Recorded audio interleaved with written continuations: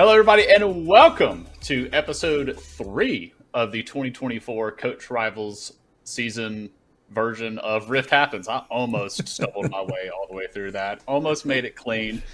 Thank you so much for being here. I'm Justin. I'm joined, as usual, by first, Ronnie. How are you, man?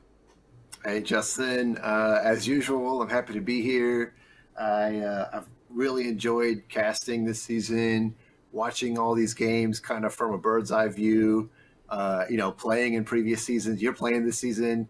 It's stressful, man. So I just get to take a back seat and chill. So I'm definitely having a good time. Good. I hope you continue to have a good time.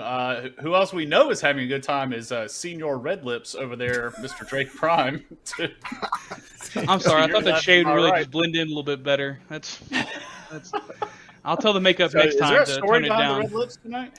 Yeah. So as you know, we were very well to do here at Rift Happens. So I was in the makeup trailer earlier, and they were really trying to put the works on, and I just told them, hey, tone it down. This is a little too much, and we got about halfway there, I think. Yeah, that's toned down. You should. Yeah. Everybody had seen it earlier. No, it's really bad. We'll make sure they get it fixed next time, Coop. Let's make sure to draft that email. But no, hey, excited for another week of Rift Happens, hanging out with the boys, huh? That's right. We're glad you're here too. And then rounding out our 4, of course, Coop is back at it again. Coop, how are you? I'm doing good. I've come out of the I don't know what you would call it, the stupor that is unraveling the spaghetti code from production last week. It's just the way it is, but it's always something special with the production. But like Ronnie said, super fun to be bird's eye and to be making this stuff. So good to be here. So speaking of making stuff, last week we were talking about like you make things out of wood, and then we had this idea of show and tell this week. So before we actually get into our recaps, we did decide to all bring a show and tell item to today's show. So Coop, I'm actually going to let you go first because we talked about it last week, and I'm excited to see all this. This is a chance to see another peek into what we all do. So I had mentioned wood turning, which is taking wood and turning it really fast on a lathe and creating things. So here's a little candlestick holder. Well, yeah, that's kind of cool. That's awesome. We got a chalice. So nice. Nice little chalice. I've seen that before. That guy drank it and Is died. it Raiders of the Lost Ark? Yeah. Indiana Jones and the Last Crusade. Yeah. Well, actually, so my wife's a pastor, and I actually made that for her as like a communion cup thing. And then there's just this nice little. So not this far thing's off. cool. Yeah, no, it is. Yeah. So a little cup. I had this idea many years ago to open up like a chalice, a wooden goblet kind of thing at Dragon Con or whatever, and sell these things. But it's also just super fun. If you've never turned wood, it's super therapeutic. You just get out there and you just make a bunch of wood shavings. It's super cool.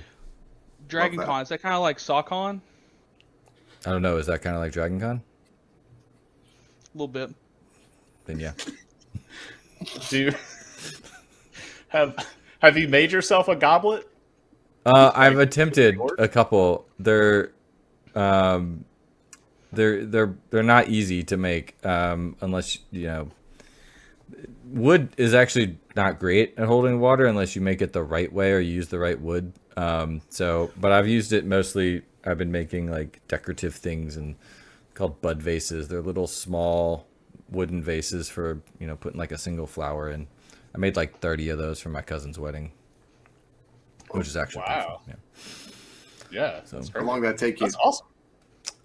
It took me 3 months because I'm kind of lazy. So like, I was just like, yeah, I'll do it next week, and I'm really busy. And then I was like, oh my god, I have 20 more of these to make. And then I was like, speed run. So, it took me both 2 weeks and 3 months, if you know what I mean.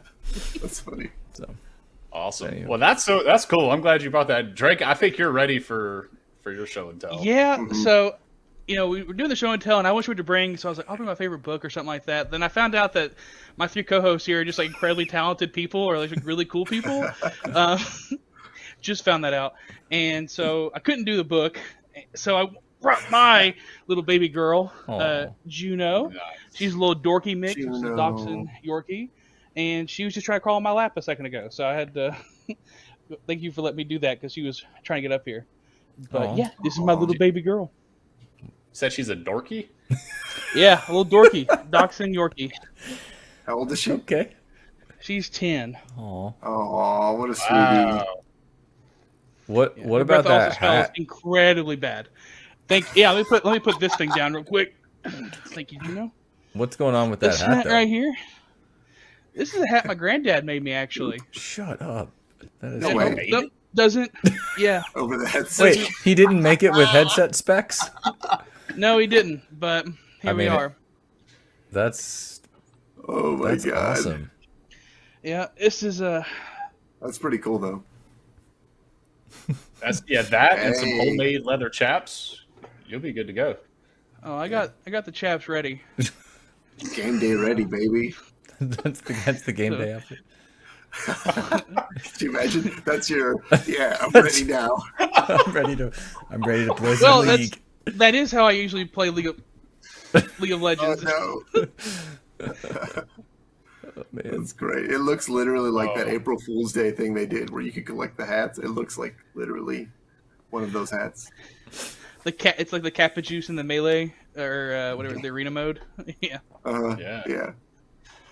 Awesome. Well, you had 2 show and tell items. That's That's awesome. cool. So I got the cheat. I've, That was nice. Yeah, that's pretty good. So I brought my social security card. I'm just kidding. Oh, okay. They're real close. I know they made one-digit cards. No, so I brought this. This is That's a cool. paper mache version of me. Back from Woo. when I was in the teaching, I had a foreign exchange student that just showed up in class randomly and had this she made for her art class. And Wow. I felt That's- like super special. Like she chose amazing. to make a paper mache version of me, and I was like, why me? And she said, actually, I wanted to do it for my dance teacher, but she was going to be in a pose that was too difficult to make. So I figured it'd be easier to make one of you because I'm just standing there with a coffee cup. Love it. Okay. The resemblance is just uncanny. Yeah. Pretty It's good. beautiful. It's amazing. That is You must have awesome. made an impression, bro. That's cool. I really have to say, oh no! One of my students ended up breaking him. I'll get him in real close there. Oh Wow. my god. The That's stubble. Now I have to incredible. say, it is kind. I have to take off The points here nostrils because are massive. you didn't wear what you wore in the paper mache. You didn't want to wear a pink shirt and like a blue tie. Yeah. You could have come in like just Gonna like come that. in as- Oh, it's, you really just missed out here. it's me and me. Yeah. That's funny. Oh man, yeah. So that was my little show and tell thing. So all right, Ronnie, finish us up, man. What you got? Yeah, okay. So I was just telling the guys, man, I've been so outside of League of Legends, outside of gaming and stuff, I play fantasy football. And I went in a league with a bunch of guys. Coop, you want to pull that photo up? Like I've been with these guys for like 10 plus years, most of them. And this is our draft board from last year. We do a live draft every year back in Houston, so you can see these are like all of our picks. We met up at a brewery last season, and That is wild.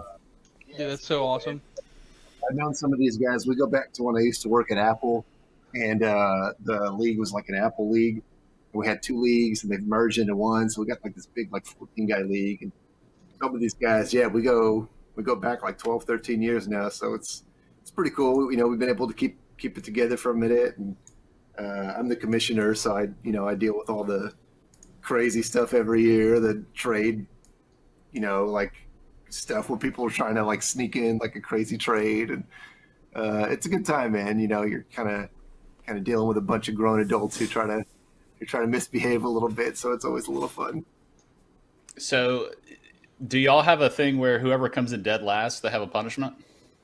Oh, for sure, yeah. So we do it. It's kind of a double-edged thing. So you get first pick if you come in last, as a way to like keep you relevant next year. But the downside is you end up having to draft in something like real silly, like we end up making you wear like a ridiculous shirt or like, you know what I mean? Something like there's always something crazy like that. So it used to be a little bit more harsh, but we had one guy quit one year when it was like, he's like, I don't want to do that. And he ended up leaving, and we're like, oh my gosh, okay, well, I guess we'll dial it back. So we made it's a pretty tame punishment, but for sure there's a price to pay. It's a price to pay. Could you imagine if we ran coach rivals like that, where every team had like a GM and you could actually trade players? Bro, I had an idea a couple of years back where we could have like a Twitter bot that would like tweet when we sign players to teams and stuff. So it was like a pro league and everything. But I don't know how to do that, so it didn't go very far. It's a good idea, though. That's awesome. Yeah, that's cool. Awesome. Well, thank you guys for participating in Show and Tell. That was a lot of fun. It was really cool to dive into some other interests and learn more. I learned more about y'all. This is the best part of doing Rift Happens is just the fellowship here. So I mean, considering we've all known each other for like 3 or 4 or 5 years now. Yeah, and then I'm still learning that from wood turning and. Drake knows how to wear a hat, and Ronnie's a big steps, fantasy football commissioner. Yeah, that's huge. The Magic the Gathering was new to me. That was awesome for Drake. Mm-hmm. That So it's really cool. I'm looking forward to next week. What are we going to come up with to learn more about each other then? But enough about us. Let's get into our game recaps from last week. We did have a match that got rescheduled, but we did have 2 Champions matches that were on stream, 1 Legends match that was played previously. We're going to kick it off with Champions. And Coop, I'm going to let you take yours first so that I don't segue into myself. That's good. Yeah, so we're talking about Avoided and Red Kled Redemption, which... Mind you, this is the first time we saw Red Kled out on the Rift because they had a bye the first week. So I know we talked about it last week, like who's going to win? And we're like, we have no idea. So it's cool to see them come out, and they came out incredibly strong. I would say the thing that came down to this game was the team fighting of Red Kled. Most of their kills were lopsided matchups, so they had like 3 against 1 or 3 against 2, or they would come in on a team fight. So they had the picks. They were coming in and doing a lot of work with the roam. If Avoided was caught out, they were always under. But my superlative for the week is actually my blank of the week is a poem of the week. And it's for Black Beetle. The top lane Swain sustain in this game was insane. That's so good. I'm gonna give you snaps. Oh, thank you. Yeah, so just kind of, I remember watching it and just being like, that Swain won't die. And then there were several fights where all of a sudden, 10%, 5%, and then get out. I was even hearing Ronnie and Danielle just be like, he's just. It was just like, how is he? It was unstoppable. So, I think they also had a good comp. I mean, they had a Veigar, they had a lot of CC, and then I think they were just able to own the field, and Swain was able to just come in there and just take a bunch of chunk, and then never would die. And so they kept that up. So, shout out to Black Beetle, shout out on the Swain. They all did really good, but that was definitely a match, kind of a lesson in like vision and not getting caught out, because that's what won the game for Red Kled. Awesome. So our other Champions match that night was between Shake That Ash and Hearts of Diamond. Is it Hearts of Diamond, Brains of Bronze? Brains of Bronze. The full name, if I remember correctly. But this was an absolute one-sided kind of stomp, for lack of a better term. Hearts of Diamond absolutely came out the gate swinging. One of the really cool things about this matchup is we did get to see some innovation in draft. We saw a top lane Skarner come through, which is not necessarily innovation, but it's really strong in the meta. And if I remember correctly, it's the first top lane Skarner that we've seen so far in CR. It's usually banned, and like we've seen in LCS, but it got through, and Nightwolf was able to play out the Skarner. So that was really cool to see. But we also saw a brand bot lane, not a brand support, that's right. Not brand jungle, not brand mid. We saw a brand like AP carry or APC down in the bot lane. So that was really cool. Merlin was piloting that. And they threw a little bamboozle in the draft because they had drafted Tristana and a Brand, and it was kind of like, okay, where are they going? And it ended up being Big Bad Hand taking Tristana into the mid lane. So Hearts of Diamond did really kind of steamroll this. They finished the game with like a 17,000 gold lead. Big Bad Hand finished, as well as Merlin, both finished the game deathless. 11-0-9 on the Tristana and 11-0-11 on the Brand. So those two players that we were talking about, where's that champion going? They both like piloted those champions extremely well, got far ahead. But my superlative is not actually going to go to either one of those players, even though they played phenomenally. It's actually going to go to the person with the that needs to change their name the most, and that is going to be Bob the Tank, because he did not play a tank. He played Jax and absolutely styled on the Skarner pick in the top lane. So Bob the Tank did really, really well. He did not build tank. Actually went Triforce on the Jax, and really well played there. So maybe consider a summoner name change. You can buy that with Blue Essence now. Bob the All right, Carrot. Roddy. Are you sponsored by Riot? You trying to rack up? Yeah, I'm gonna kick back Go there. buy some Blue Essence. You can hear the dog Roddy, sign. take us away with our one Legends match that we had that was actually previously played. Yeah, for sure. So we had a Tuesday game for our Legends tier team. This game wasn't aired on the main broadcast channel, so if you missed it, we actually put it up on the YouTube channel. Just go check it out. It's definitely worth a watch. It's a 2-game series versus Face Checkers and Grubba Dub Dub. We had not seen Face Checkers yet, so this is our first time getting to see them take the Rift as a team. They had the week 1 bye-week thing that, both tiers had a team on bye week 1. It is what it is. So they get an extra week of practice, and we get to see what they're all about. So game 1 went to Face Checkers, right? They ended up winning that one. Really good game overall. It was kind of funny. They were down like at one point like 32 or 33 kills to like 17. Like the kills were super one-sided in the favor of Grubba Dub Dub, but the gold was like dead even somehow. It was like a lot of tower gold, a lot of plate gold. They were doing a really good job of farming. And so Face Checkers kind of hung in there, even though if you hit tab, I'm sure like the players, and Justin could probably confirm, if you hit tab, you're like, man, we're down almost 2-1 in kills. How do we win this game? And then it just kind of started happening. So it's definitely worth a watch. Really, really good kind of clutch moments in the end. The standout performance went to Xander, even though he was on the losing team, key, because his Ziggs was like, man, really clean. It was like some APA level Ziggs, not quite, but you know what I mean. It was really good. And then the superlative for this game went to the strong mental of the game. Went to action first, right? Because dude was playing Ornn, and at one point in the game, he's like 0-9-1. Right, he's probably had the worst like 25 minutes of his life, and Call him Bob the Hank's in Tank. there. Yeah, I know. They call him Bob the Tank. He just Stacks in the tank. hung in there. Yeah, exactly. And they ended up winning that game. So I mean, I don't know how many people could go 0-9-1 and still like, not just turbo dive. Exactly. Like over here. There you go. Looks like that's my gamer tag. Resident expert on not helping a team whatsoever and still winning a game. Justin can That's also confirm hilarious. that. Yeah, Hey, I played a match earlier. I went like 2-13 on Caitlyn and still won the game. It's a team effort, It takes a whole Yeah, team. Sometimes you just got it. Sometimes you get carried. It takes Yeah. a team to win. It takes one to lose.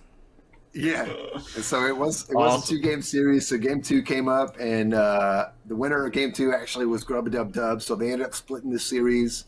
It's a really, really close one again, but ultimately Grubba Dub Dub had a really good kind of synergy with a lot of their CC, especially with Xander. He was landing he was playing Anivia game 2, landed like every Q, every wall. Right, it was really impressive. He was my standout player both games, in fact. And my superlative was the bird of the word of the week, right? And that was for his Anivia, because it was just so good, man. Like he went deathless. I can't confirm that he went eggless. I think he went eggless. Like I don't think his egg was even popped in game 2. He was feeling that Anivia. So he went like 12-0 and 11 or something. It was really good. I feel like at least a couple seasons back that he was pretty crazy on the Anivia, and that was like a lot of people were trying to play Anivia, and Anivia was kind of scary on the Rift because there was a lot of play of the bird out on the Rift. So that's good to see him get it back and then never see it again. Sorry. Yeah, it was him and one other guy. I can't remember. One and done. Was, one of our other mids from last year. But yeah, definitely, it's a mainstay. Yeah, awesome. Well, thank you all for the recap, and I'm sure we've got some more action tonight. Right after Rift happens, be sure to stay on stream. We're going to have some more matches streamed tonight that you can catch live and hear some awesome professional commentary and casting over those. But before we get to that, we are going to wrap up Rift Happens with one of my favorite portions of the show, and that is the listener mailbag. And if you've been paying attention in the Discord server, you'll see a Google form drop there where you can submit questions and even answer questions that our esteemed commissioner throws out there. So, Drake, what do we have in the mailbag this week? Yeah, so start off with 2 questions, kind of I call it more of a part A. Ooh, okay. Oh, Siri went off. Like okay. my Siri went off or something. I said Drake. Yeah, just I love when that happens. Wait, you renamed That's Siri weird. to I Drake? get it. no, it says so Drake. So crazy. Wild. So we kind of had a 2-part question here, and it was, do you have a warm-up routine? So when you're prepping for games, like whether it be like as a coach or as a player, do you have a warm-up routine whenever you're going to play League? And after that, it was, what's your warm-up song? Like when you're doing this stuff. So we'll start off with the warm-up routine, and I'm gonna start off with one of my favorite answers here. It's just drink beer. Period. Yes. Yeah, loosen Like- it up a little bit. It's really the period for me that sells it. Like this person's like, drink beer, end it. Yep, that's it. What about you, Justin? What's your warm-up routine? You're prepping to play League of Legends. Usually play an ARAM. I usually don't go into a whole match, but I'll do an ARAM, and I just pray that I roll an ADC, or that at least somebody else gets one so that I can hot swap over. Usually get me something to drink. Usually it's coffee. Yeah, or tea. Coffee or tea. Those are usually one of the 2 things that I'll nice. have readily available to drink, and then yeah, I'm good to go. That's nice. So we have a few people here that put ARAM as their gourd warm-up. Someone here put a 30-minute run with my dog. So people are just trying to show off, I think, in these answers. If you right. need to Good go for for a you. 30-minute run with your dog to warm up for League of Legends, go be president. Like, go do something like. I feel like that- way more impactful playing League of Legends. I feel like that could be your post run. You play a couple games and you just go 0-3 in 3 games. You're like, what do you do when you have a terrible run of League? No, that's what it is. They're 30 prepping, right? It's like, I'm going to run it down mid, so I got to run outside Yeah. to prep for it. That's right. Ronnie, what's your warm-up? I'm gonna sprint it before I sprint it. Yeah. Exactly. That's it, man. Yeah, I mean, most of the time I'll play a game to get my hands loose, right? So you kind of get warmed up. You don't want to go in with cold hands. A couple seasons ago, I used to do this thing where I'd have like this like hand stretch routine, and you do like these like kind of like ins and out, and you like squeeze and whatever, and you just kind of get ready because I'm one of those guys who clicks like a million times a second, so I end up kind of spraining my wrist if I try too hard, and I can't hold back during coach rivals, So yeah, usually that's pretty much it. I just kind of do some stretches. I got you. Yeah. I just kind of go in. I don't know. I'll be honest. I don't really have a warm-up routine. The first game is I the just- warm up, right? Well, no, I warmed up like Ranked a few years first ago. game. I Let's warmed go. up and I got warm, and so I just never have to warm up again. Ah. There it That's how it is. goes. No, I mean, I would say if I do anything, This it's like guy- practice tool. I don't like playing a game. I don't have time to sit there and do a 10, 15-minute game before I play. So it's like practice tool, do about 5 minutes of it, then go back to base, get like 50,000 gold, buy all the items, and go kill the level 1 bots. It's like my favorite thing. That's pretty much it. Coop, warm-ups. Well, if I was talking to students, I would tell them all the right things, like stretching and mental and stuff like that. But what I would usually do is I would pull up like Mobalytics or some sort of guide and kind of just I'm never really good at League, so like I would always take the hints, the tips, the tricks, the item builds, and just kind of have basically make my other monitor my field guide and like prepare what I might need. And then sometimes I would get into practice tool a little bit and just to click around. Or I used like a Goop for a little bit, just something that would kind of get the eyes going and stuff like that. But like same thing, like I don't really have time to like run multiple games, so it's just like just get in, just play, and then pick Teemo. So like, who cares? Was anybody else hoping that he said that he cosplays as Teemo and like hides in a I put my Teemo hat on, right. and I get my logo. I can out. tell you, like, I don't have time for a game beforehand. I don't have time for a 30-minute run. I'm just caught on that. I'm just stuck on someone's 30-minute run before playing League. But whoever you I are, also couldn't hey, like respect you. all that sweat. No way. Well, I'm already sweaty just sitting here, dog. Like, that's the thing is, like, I'm just sitting here playing League and I get sweaty. Like, oh well, probably anyway. That's funny. So second part to that, you have any songs particularly you listen to? Where we're trying to get hype. What's your you have a hype playlist? Like, give me an idea here what we're listening to. Coop, back to you. We'll snake it. I'll just go on Spotify and just play like August Burns Red, bunch of death metal and screamo and stuff like that. Nice. Classic. And then when I get in the game, I'll put on some like nice coffee shop jazz. Smooth it out. There's a lot of like, so actually sent me a playlist, but I'm not opening it. I learned very early on in my professional career, never open links. But we have a lot of rap on this list that we got sent. Some Drake, some Logic. Your album? Oh, that's cool. Yes, I do have an album coming out. Kendrick, not Drake. Anyway, we're gonna start the beef here. someone put NA, like some monster just doesn't like music, and they want you to know that. It's crazy. Yeah. Why even respond? They could have left it blank. Like, none of these are mandatory questions, and they're like, "No, I want you to know, music sucks." I don't listen to anything. Music is not applicable to my life. That's hilarious. Ronnie, what are you listening to? Oh man. I do like the cheesy League of Legends music. Like I'll do the you got Rise Silver Scrapes anthem. on? Oh, okay. Yeah, Silver Scrapes, 100%. Like especially if we're going into like a game 3 or something, I'm like, yo, I guys, just played Silver Scrapes on like that 15 seconds. It's really good on Boomerang, so it's just constantly in my ears. Yeah, or do the Mark Z version. Do do do do do. If you've never heard that, you need to Google that. It's amazing. I think Ronnie did a great impersonation of that too, so I think you'll be fine. Oh, you didn't just push play? I thought I could have swore that was. It's pretty close. Yeah. I don't think I have anything else to do in particular. I'm like, I have to do this to like get hype. I just love music.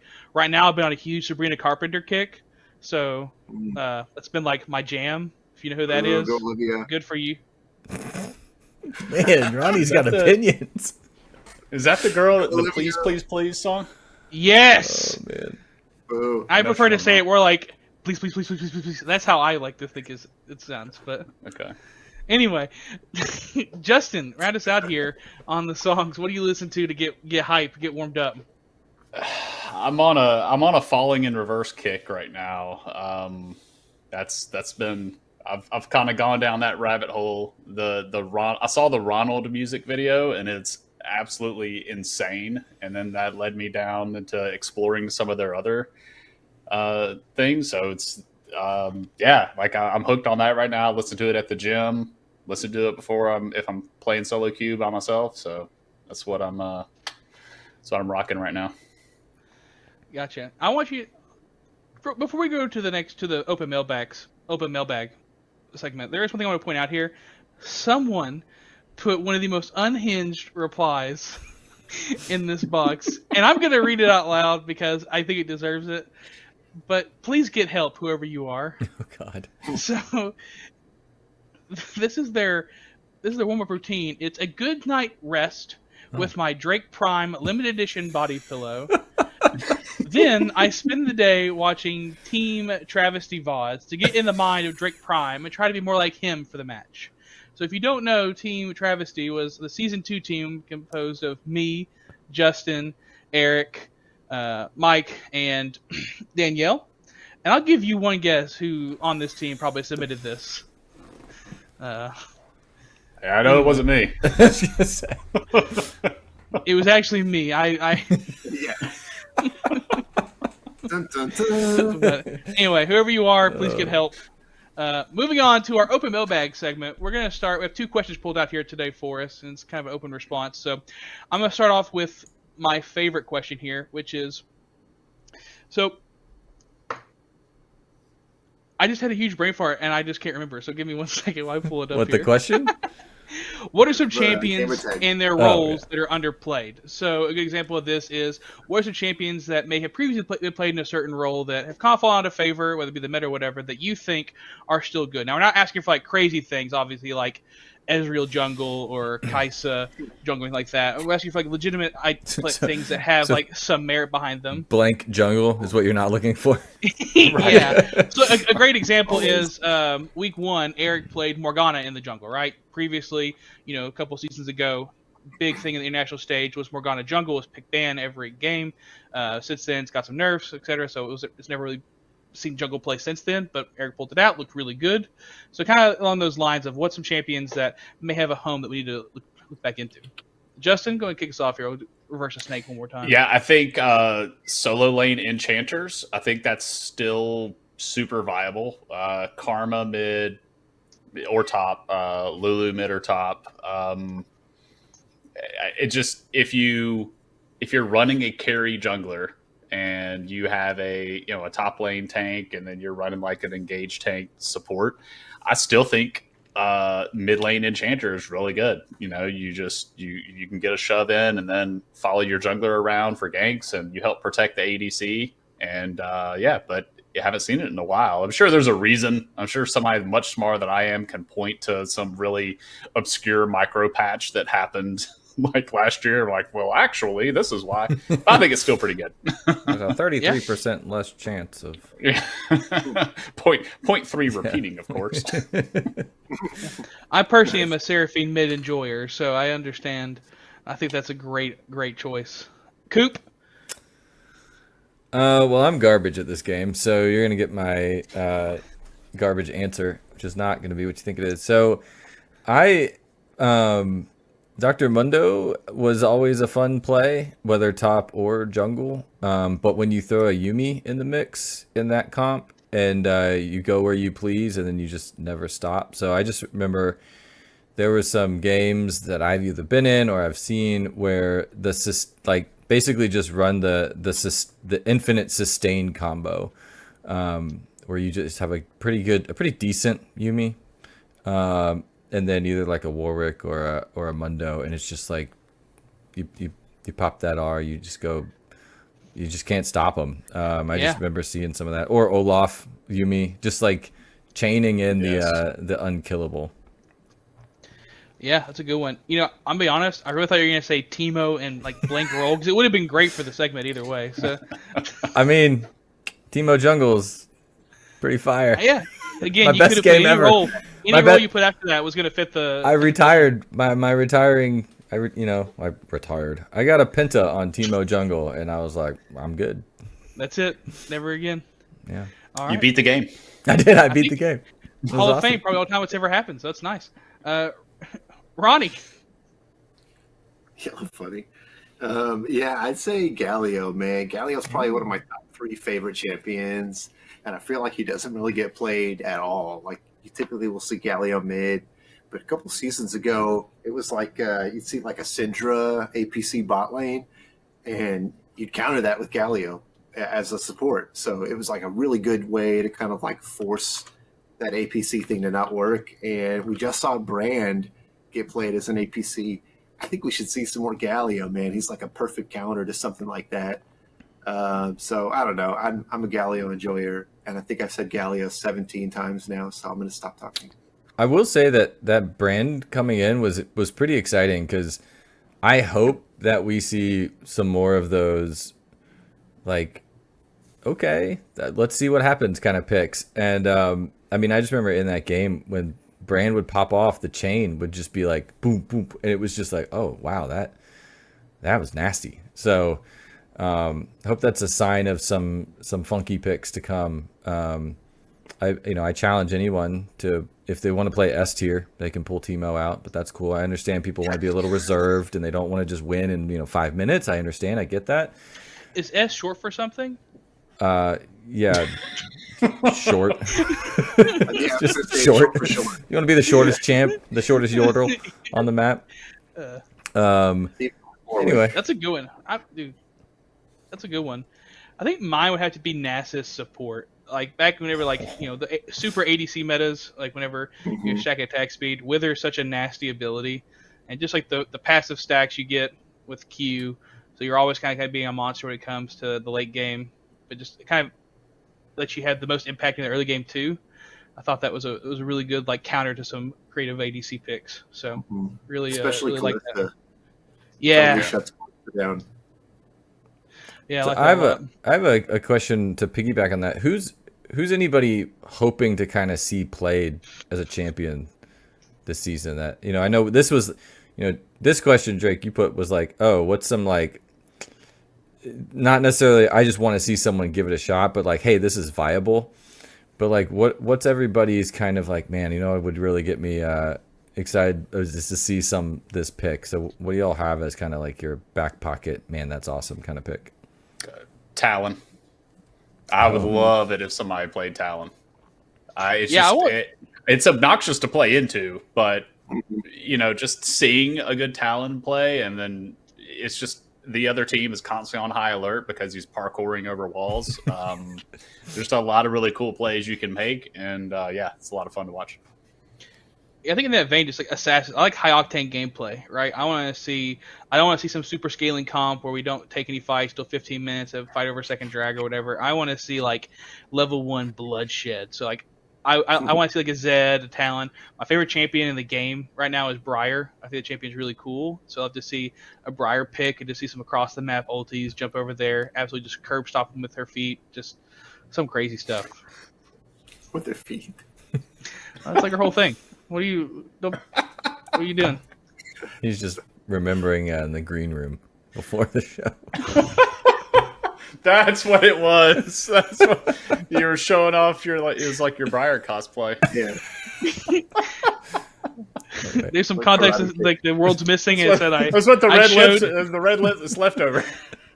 I showed my dogs to the team here, and let's just say they were barking. Not the dorky. Not the door. Ronnie, what's your other than Clyde? Yeah, I was gonna say no.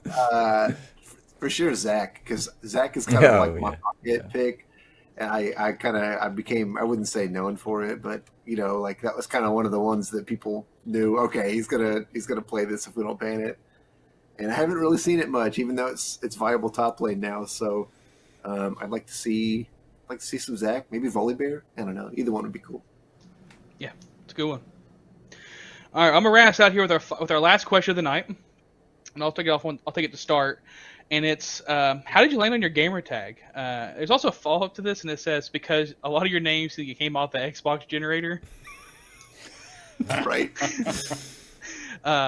So I'll start it off. My gamer tag's Prime. It used to be Drake Prime, and I got that name because I play Magic the Gathering, and I have a really good friend, my best friend in the world. His name is also Drake, and so when small crowd, when someone says Drake, we all look up, and so we used to have this little contest with each other. We call it playing for Prime, who's the real Drake, and so we play games with each other and whoever won was Drake Prime, and so I won the Drake Prime title, and so it's since condensed because Drake Prime, at the end of the day, it's kind of like whatever. Prime kind of makes it sound nicer, but that's how I got it. Pretty simple.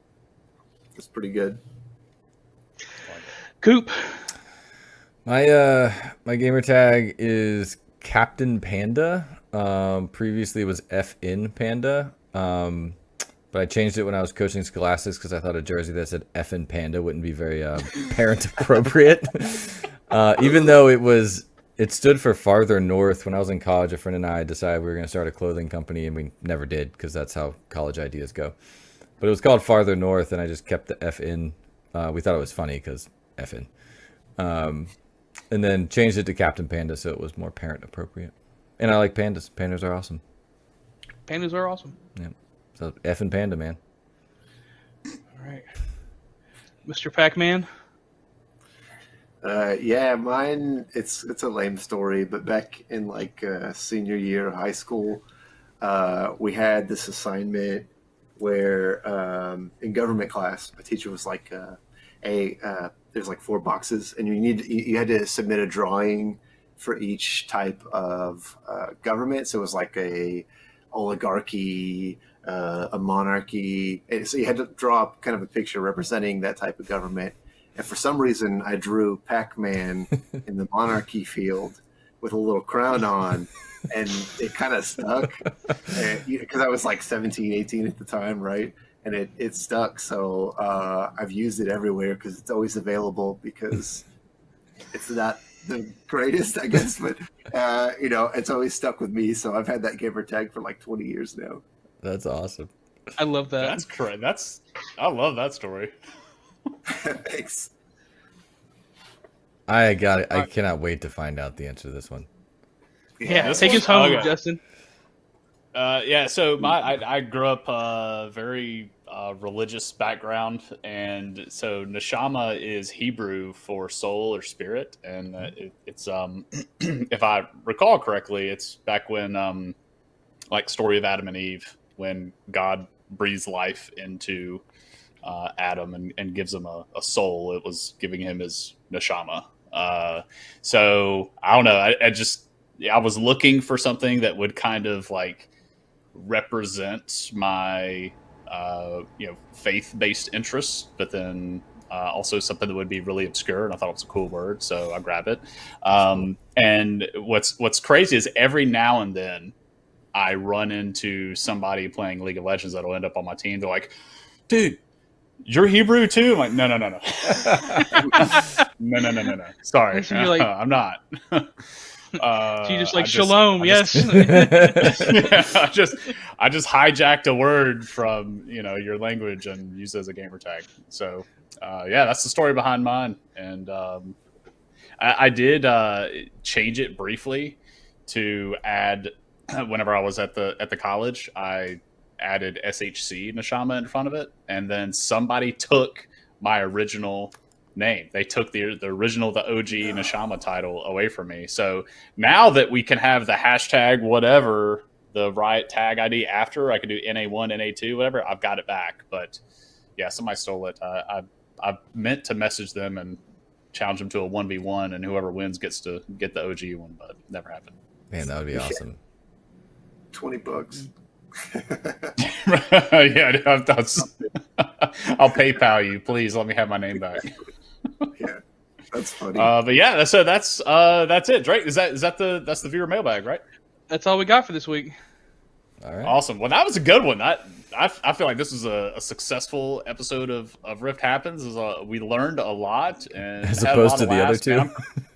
Yeah, right. Man, I'm Ooh. crying over here. I know you could go back and watch, and you can see me wiping my eyes just from laughing so much. So this has been great. Thank you all for doing this with me, and thank you all for watching as well. Be sure to stay tuned. Our casters are going to take it away into some Coach Rivals action tonight. So for all of my panelists here, from the Teemo Enjoyer to the Dorky, and then the Dancer right below me, I'm Justin. See you guys next week. We're live. Cool. It's true. We did it. We did it. Hey, I like the hat. That's nice. Oh yeah, you would like this. Yeah, we didn't have a little intro ahead of the thing, so I'm seeing this live for the first time, just like everyone else. I'm impressed, man. How you doing tonight? Oh, I'm doing pretty good. This will be a fun evening of League of Legends because I'm both casting with you and I'm running production, which is like slightly nightmarish, but it'll be fun. So yeah, quick wardrobe change. Yeah, and this is great because I get to interact with chat. But yeah, thanks, Mr. H, for noticing the wardrobe change. Both of us. I put another hat on, and Ronnie threw his hat into the corner. Oh, I have it here. Oh, there it is. Yeah, I was wearing it all day, and surprisingly don't have hat hair, so I went with no hat. It's all good. Right on. Cool, man. Well, welcome everybody to the stream. We are here for some Coach Rivals. It is going to be 2 games tonight, just like most times. But unlike last week, we are going to be doing both tiers this evening. And if you're new to the Coach Rivals world, that means we get to see some champions and some Legends tier play. Ronnie, you want to break it down? Let the new folks, we get new people every single time, which is awesome. You want to let them know a little bit about what that means, champions and Legends tier? Yeah, man. So if it's your first time, welcome. If you're a returning viewer, hey, welcome back. All good. This is the first game is going to be our champs tier, which is the iron to silver rank players. We've got players ranked kind of all mixed in there, which, like, ironically is the bulk of League of Legends players, right? Like 50-something% of players are silver or below. Coop and I are both 2 of them, I believe, even though we're not playing. Everyone else in this division is kind of like right on that same, level, I guess, in terms of like, commitment to the game and ranking and stuff. And then our second game tonight is going to be our Legends tier game, and that's where things can get really crazy because that's gold and above, so there's really no cap. I think we've got players in like Emerald and Diamond and It's Platinum it's also a mix though, which is kind of cool. It's not just a bunch of people up at the top tier. So both of these worlds can get kind of interesting. It's pretty fun to watch either one. There's also like pretty solid skill expression in champions tier. So it's pretty fun to watch these people pop off. Yeah, and they all have their own meta. We saw Brand in the bot lane last week, so he's everywhere, man. He's in Legends and Champs tier too, so he's unstoppable. He's the new money. He goes where he pleases. He's tonight. Yeah, he's the new money. Love that. Yeah, I do want to make a little plug. Our jerseys, I'm wearing the old school throwback jersey from a couple years ago because our Coach Rivals jerseys, thanks to Esports Gear, are live. If you're watching on the Twitch channel, you can scroll down a little bit, get to the little thumbnail down there, take a little peek at it. Maybe I'll throw one up in a little bit. But we got baseball tees this year, which I don't really follow baseball, but baseball tees are cool. So go check those out. Cool. Yeah, those guys. Dude, I had nothing to do with it. I literally messaged the designer and was like, "The people want baseball tees." And you're like, "Okay." Yeah. Oh, we love them. They are clean. You got the 2 lines with the really nice, like, vibrant colors. Looks really, really clean. And then if you're not into baseball tees, there's an alternate kit that isn't the baseball version, traditional jersey kit. So there's something for everybody.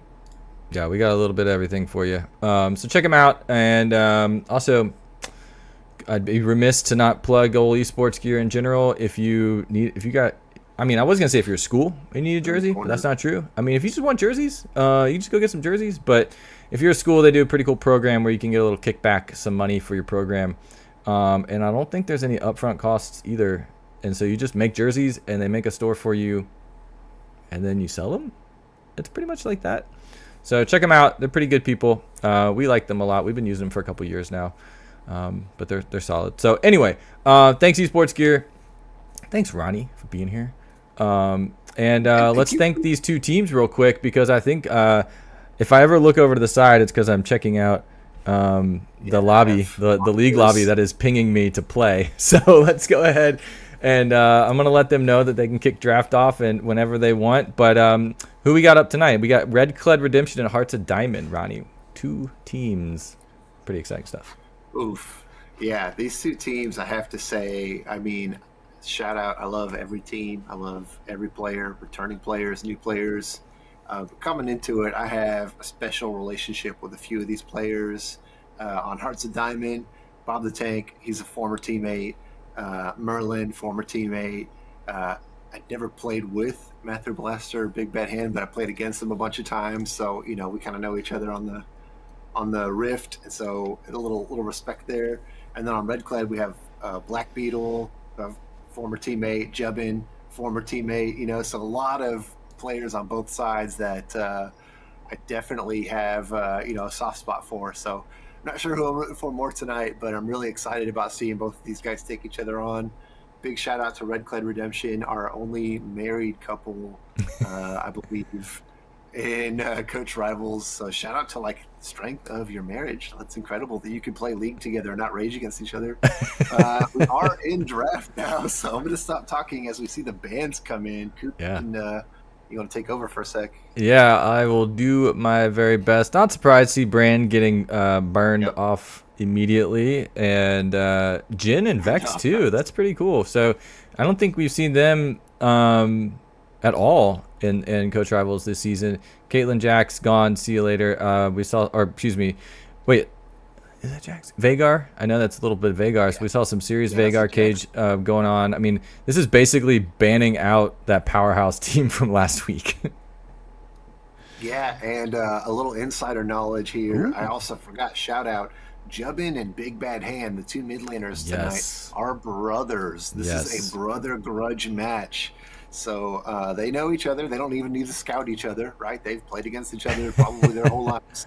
And the Vex is a ban against Big Bad Hand. That's a comfort pick of his. So that's definitely a target ban for sure. And then on the other side, we saw Veigar get, Jubbin using Veigar take over that game. Yeah. If you saw the game last week, it was something to see. So Jax also was a really big part of the win for Hearts of Diamond. So I'm curious. They banned it out this time, and they instead it looks like they're going with the Shen in the top lane. So a bit of a change up there in their strategy for this series.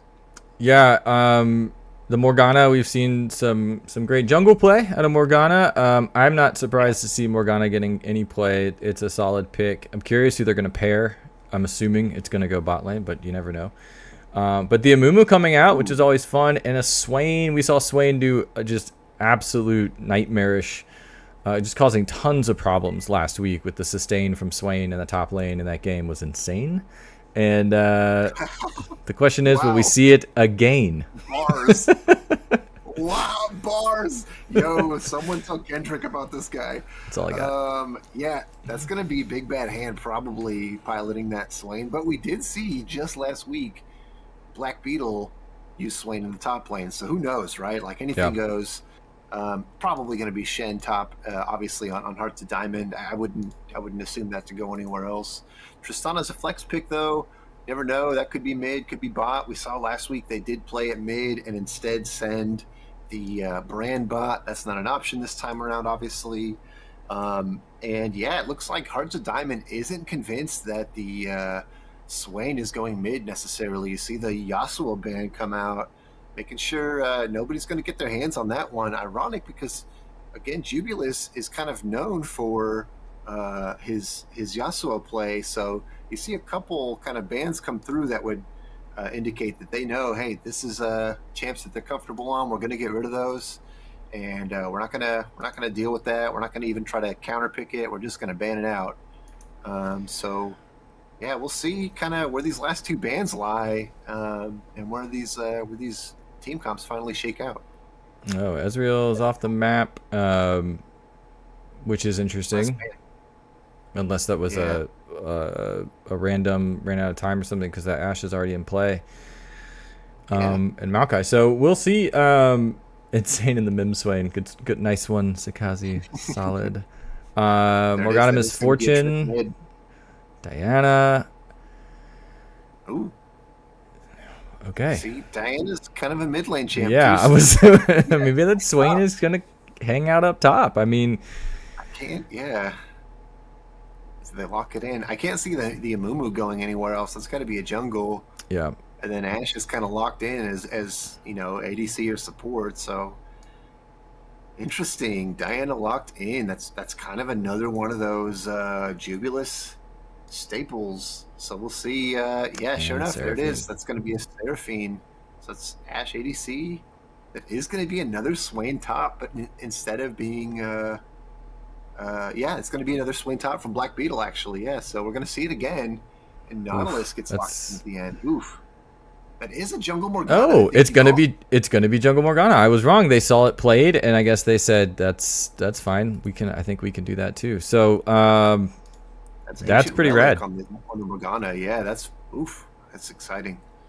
Wow, man, I did not see some of these last picks coming. Like genuinely, I thought we had a couple things locked in that apparently were not locked in, and I think Black Beetle might become known for this Swain top pick soon because this is going to be 2 in a row here. As you see the rosters come up there, top lane Black Beetle with this Swain pick. I'm assuming he's not going to play the Diana. Who knows, right? But See. I'm watching the game get built, so I could tell you, but I don't want to give anything away. I love the speculation on this. We'll have to see. I know in Rift Happens, which we just did live, which was incredible to be able to do that live and then turn right back around, do a quick change. I was talking about how fun it was to see that brand come out and play, and then in addition to that, hoping that we would see some more of these different types of play styles, or at least maybe some older, kind of things that were tricked around a couple seasons back coming out to play. But seeing Morgana played in Legends as jungle, and then seemingly as jungle here, unless that's going to end up being a Nautilus jungle. It's possible. But it's cool because I'm excited to see how the impact has on this game coming out of Hearts of Diamond, putting Morgana in the jungle up against a Mumu. That's the question. So you've got a classic, sad boy jungler up against the new girl on the jungle block, Morgana. What do you think? Girl. What new evil demon woman sorcerer on the block? What do you think that's gonna do for this gameplay? Don't even look at the rest of the comp. Just like a Mumu versus Morgana jungle, like that's kind of different. You've got this engage and Mumu versus this like support style lockdown Morgana. Yeah, and she's got the black shield. So with the bandage toss, does Amumu still get dragged to her and she just doesn't get stunned, or does like the whole thing fail? I assume it still drags him to her. She just doesn't get stunned in place. I don't know though. I don't know how that interaction works. So that'll be kind of fun to see. If the black shield kind of nullifies a lot of that engage from Amumu, that could be a big problem. He'll have to look for a different target. And with Shen here too, Bob the Tank can kind of shield up Morgana almost as like a frontliner potentially. I'm assuming that's going to be Jungle Morgana because we've also seen Mather Blaster play Nautilus, so I'm pretty sure we're right here. And yeah, that's really interesting, man. I'm unsure what that interaction is, so I'm curious how that's going to play out actually. Are the actual experts, which is obviously chat, has told us that it still drags. So, Okay. She just doesn't get stunned. Okay. yeah. So he can still use her as an engage tool and just, maybe she can just kind of, shrug it off and be in the counter engage or something. That's going to be interesting, man. Yeah, you're gonna see probably a Mumu and Morgana both want to be the go buttons. Obviously Nautilus, if you land a good hook, that makes things a little bit easier. Well, I was just thinking Morgana, about that. You've got this Morgana jungle, but look at the bot lane that they're playing with, which is a Nautilus, Misfortune against Ashe and Seraphim. But you basically have two supports. So when Morgana goes bot lane, you've got your classic, an OG Nautilus support, which just does what Nautilus is supposed to do, but then you've got that extra lockdown from Morgana. So that could be pretty dangerous down there if Morgana wants to, camp around bot side. That could be a pretty nasty little combo. Yeah, and what I really love too about the Shen pick is, TP nerfs are always good for Shen, right? So when we saw TP get nerfed to like that 14-minute mark where you could only use it in towers, Shen through the roof, right? Shen stocks are through the roof. It's got a little bit of a buff. Exactly. It's got a little bit of a buff where you can use TP on minions and stuff after 10 minutes, but still, Shen's going to hit six before the 10-minute mark. So that means that ult that he hit, that first ult he gets, hopefully bot lane or wherever it ends up being used, that's going to be pretty impactful because the enemy top lane can't follow with a TP. It has to be kind of like a 3-on-2 type of situation there. So If they can kind of arrange that in a really advantageous way and really kind of make that first ult count, that could really kind of start steamrolling this game here for these guys. So we're gonna definitely, that'll be something to look out for when Bob the Tank hits 6. Keep an eye on kind of where he's ulting to, because I think that's going to kind of be their. We may not see a first blood till he hits 6, to be honest, because everyone's going to play safe. You know what I mean? So at least that's my thoughts. We'll see. We'll see how it actually shakes out.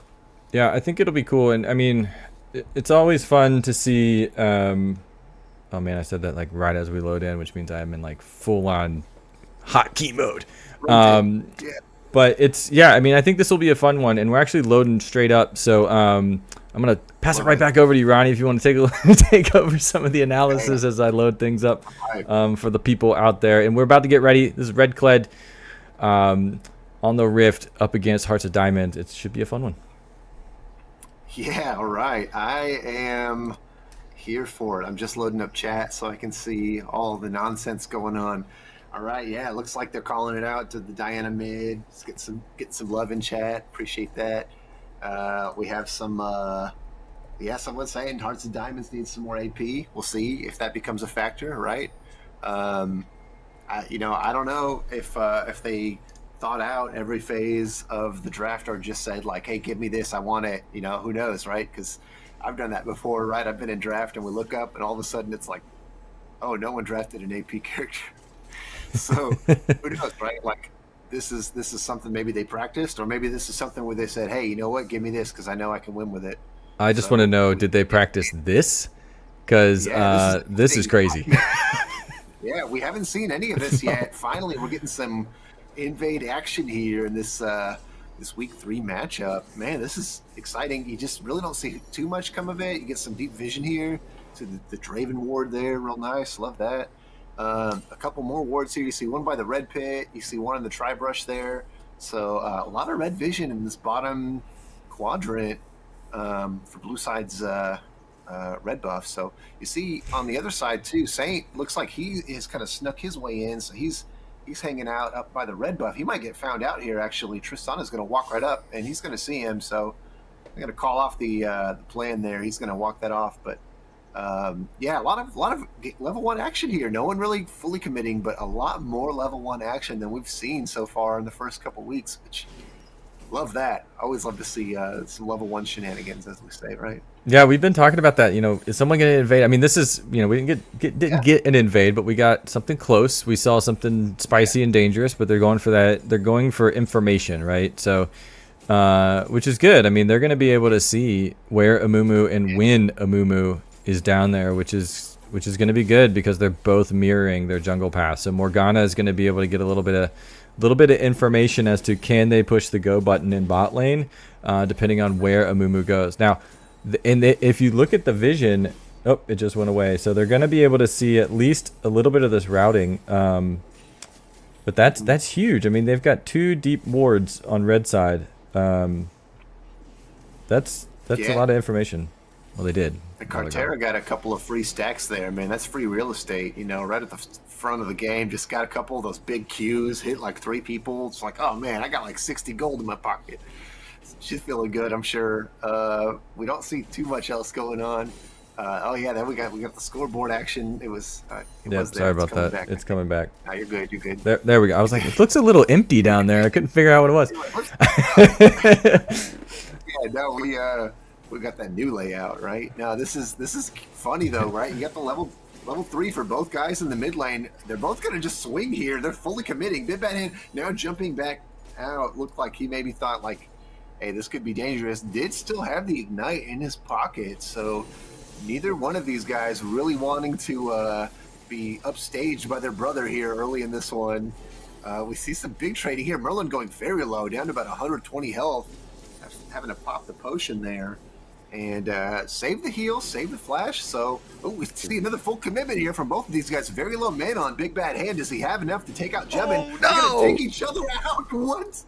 Epic. First blood goes to Jebin. So he gets like an extra 50 gold or 100 gold, whatever it is. And wow, they are definitely making us enjoy and watch this mid lane matchup, man. That's hilarious. Of course they kill each other.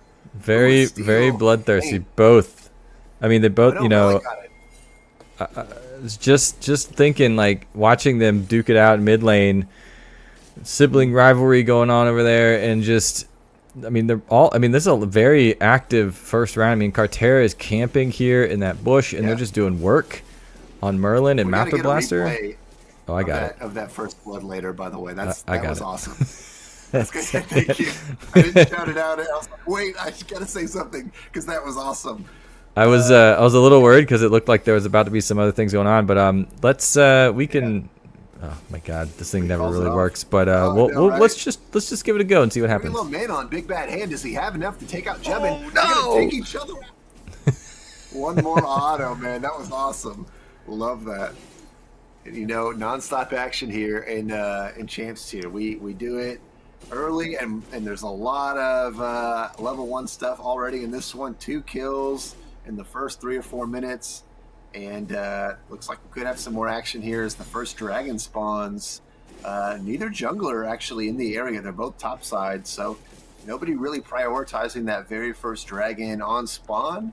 Neither jungler is recalled yet either, so I'm sure they're probably looking to do that before they commit to a big objective. But yeah, nobody deciding like, hey, this first 5-minute dragon is worth committing to. So again, not a ton of action after that big bloody first blood. You know, 1-2 punch there for both teams. Well, if you think about it, it was I mean, is as much of a trade as you can possibly get. Strange Glove has to use a flash and the cleanse, actually. It looks like the hook did land, but not a whole lot of follow-up just yet. Merlin's very low on mana. Neither player having to commit their flash, but Strange Glove has to use both summoner spells, and Cartera has to use the heals, so that'll be something to keep an eye on. No kill, but it does mean that could be set up for something later. Do see Bob the Tank hit level 6 here. Big Bad Hand also 6. Jubbin hits level 6. So starting to get some of those ults in from some of these solo laners. Let's see if we'll keep an eye on that first Shen ult. We'll see when it comes in. Well, you know, I was thinking we got something. No, I thought we were getting a little something cheeky. But in the mid lane, they got the trade, and it was as much a trade as you could get when they both go 1-1-0 right now. They kill each other, they get the kill gold. They go back. I mean, now the CS is a little bit in Diana's favor, but it really didn't turn the tide. They both ended up having to back at the same time. And we haven't really seen much since then. You know, neither one of them really got the better of that fight, except they both just got some gold in the pocket. You know, it would have been a little different if maybe, I don't know, Tristana had gotten the kill, but they just went, basically they backed to zeros. Yeah, there was no like full wave. Oh my gosh, Mather Blaster with like single-digit health from the dragon. That was wild. He tanked that thing as much as he could. That was impressive. And now we actually see the first level 6 use here from Black Beetle. Flashes in to get the extra damage, but he's gone under tower. He may have gone too far. Not able to get any more CC on Bob the Tank. Does still have his flash, the Shen does, so he's going to stick around, and Black Beetle's just trying to get this wave under turret. See if there's any follow-up. It's like, no, he's just going to kind of farm this out. Yeah, this is dangerous waters here, man, but I think both players are healthy enough that Black Beetle doesn't want to fully commit to this. No, they've got... Oh, just kidding. He's looking for this now. The auto hit, and oh my gosh, Bob the Tank knew he could land the damage. Oh my goodness. Most of Black Beetle's spells were on cooldown, and the autos don't hit when Shen pulls in that little katana thing, whatever it is. And, you know, he knew he could actually survive if he could just avoid 2 or 3 autos. And sure enough, man, nice flashy play there from Bob the Tank. That was flashy. That was a solid, I believe in my ability. I mean, that was total trust in oneself. Oh, here comes an ult from Strange Glove, but it's not going to be enough to save Cartera. She's going to get taken down. Now Strange Glove is in a 2v1, does not have flash, does not have cleanse. He's going to get hooked again, and the double kill for Merlin means these guys in the bot lane are cleaning up here. Very nice play from Merlin and Mather Blaster. After getting that early dragon just a few minutes ago, they follow up with the nice double kill there. Get all the gold in the right place, too, with Merlin picking up both of those kills. That's got to feel good. Ooh, flash out from Ancient Relic there. He knew he was in some trouble. That was the pincer move there from all three was deadly. Well-timed flash from Ancient Relic. Yeah, so far, I mean, we had it was a little spicy in the mid lane at first, then we had a little lull, and then it's kind of picking back up. What we've seen now in the bot lane, though, is we've seen Red Kled just shoved the whole time early, and now, oh, the ult coming in from Bullet Time coming in. That was close to getting Carter, but nice to get out. But look at this. I mean, they're coming back in for it. Run, Mather Blaster! And it looks like Dr. what a Strangelove true is dad. going to get that kill. So they're getting a little bit of that trade down in the bot lane. They're going a little tit for tat. I think they were just caught off on their heels, but I was just thinking, Red Kled has spent the whole first part of this game just shoving waves in the bot lane, opening up some opportunities for Morgana, but Morgana just hasn't been in the area. Uh-oh. Yeah, right. It's been all farm so far here from Morgana. No kill participation. About to take us some trouble. Can he get out of this? There's just enough damage for Black Beetle. He knew he could do it too. Shows them what's up. The counter punch in the top lane. We do finally see the first gank here for Morgana successful. And they're going to take out Jubbin now. An unfair fight there. Big Bad Hand and Jubbin. They had a gentleman's agreement, but gentleman's agreement no more. Morgana was invited to the party, and yeah, that's going to be another kill for Hearts of Diamond. But even though the kills are up in their favor, gold is actually dead even. Both teams have been inseparable after 10 minutes here. Yeah, a lot of action. I mean, there's been a lot of action everywhere. All this going in, though. Just It looked like it didn't hit Ash, but hit the wall, but still hit Ash. That was weird. Maybe that was a visual thing, but that was kind of funny looking to me. Mather Blaster, though, he's not aware he's on vision, and there's an Amumu nearby. Now he knows. Okay, there's an Amumu nearby, so he's gonna stick around and make this a 2v3. Oh my gosh, the damage though on Strangeglove. Both players having to walk this off. Saint now in the area looking to get onto Merlin, but now the ult from Bob the Tank is going to come through, and this is going to be actually a huge win for Hearts of Diamond if they can land this damage. Oh my gosh, Mather Blaster again with single digits. It's going to be one kill so far. Can they get another one? Jubbin now looking to take out Mather Blaster, caught behind enemy lines. He does manage to get just away. Can he survive? Cartera now trying to help out. Gets taken down. Merlin goes on a rampage. Another kill picked up by Merlin. He's got to be feeling good. And with Dragon spawning in just a few seconds, that's going to be a huge win for Hearts of Diamond. It looks like they may decide to recall before committing to the Dragon, but still huge play for this team. Now they're up by just over 1,000 gold after that fight. And yeah, it's all gone to Merlin now with a 350 gold bounty on his head as well. yeah, the player of that play was the Alcove. Just they were trying to come in and get these picks, and they were able to just sneak around the alcove and stayed alive. I mean, Diana even tried to come in there and make some stuff happen, but I mean, Hearts of Diamond just doing some work. Although now we get another catch out here. Uh-oh. Ooh, we have some serious CC coming through, but not enough damage yet. And now this is the 3v3, but Jubbin on the way. He actually gets caught out on the flank, and both teams decide, hey, we've got a little bit too much action on both sides going on. Let's call this off. It looks like they're trying to maybe set up for a dragon here, but this is still a 4v4. Neither top laner committing, and neither TP available, so this is going to strictly be a 4v4 at best. And it looks like it's going to be called off from Red Kled. They're going to say, you guys can have it. Go ahead. We're kind of afraid of your damage right now, so we're going to give up this Drake and deal with this later. 2 dragons doesn't mean a whole lot. Yeah, they do get that. So that's going to be a Ocean Soul here coming up. No, I'm sorry, that's a Hextech Soul. The icon threw me off on the thing there. It's still a bug, I guess. So we do see the Hex Gates come out, which could factor in later in this game as well. Yeah, we are starting to see some damage really cause some problems. Tristana did some nice chunk damage in the mid lane just a few minutes ago, maybe not even a minute ago. And so, we're 13 minutes in, been a lot of action. I think it's only going to get bloodier and messier from here. First item completion coming through the Infinity Edge for Merlin at 13 minutes. He's got to be feeling huge right now. Let's see that first Q pop that he hits somebody with. Let's see, it's going to probably do a couple hundred more damage than they're anticipating. So that'll be that'll be fun to see if they can keep an eye on his damage, because Merlin running away with this one right now. See there, he's got nobody stepping up to him. He's like, no, thank you. I don't want any part of that. We do see junglers both in the top half here. Ancient Relic on Vision, but nobody knows where Saint of Minnesota is yet. So we'll see where they decide to go from here. It looks like just a little more farming going on there. And everyone is just kind of doing recalls. You are seeing a couple more first items come through. You got the the Blackfire Torch for Swain.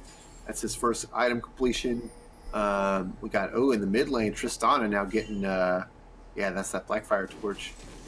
Trist has just got that what's that one, that harpoon? Let's forget the name of that one. Yeah, we got a Blackfire Torch on the other side too from Ancient Relics. So Kraken Slayer. Yeah, Kraken Slayer. That's right. All right, there you go. We got a couple different fights going on here, though. Flash in from Ancient Relic. That was a confident flash forward. He's got the support. Jubbin, though, takes him out.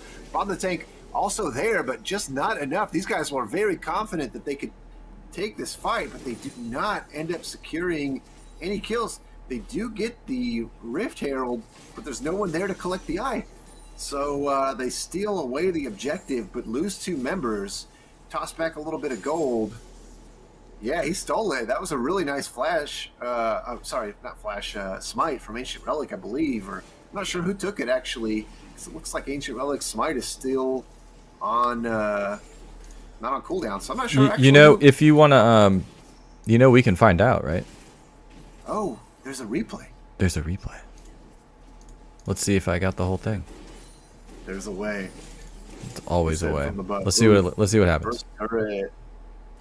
Here it is. Here it is. Oh, it's the eyeball. Oh. Okay, Big Bad Hand steals it with the eyeball. Wow, really nicely timed. It turned away just the right moment. And bam, one auto attack was enough. They did not collect the eye. Nobody gets Shelly.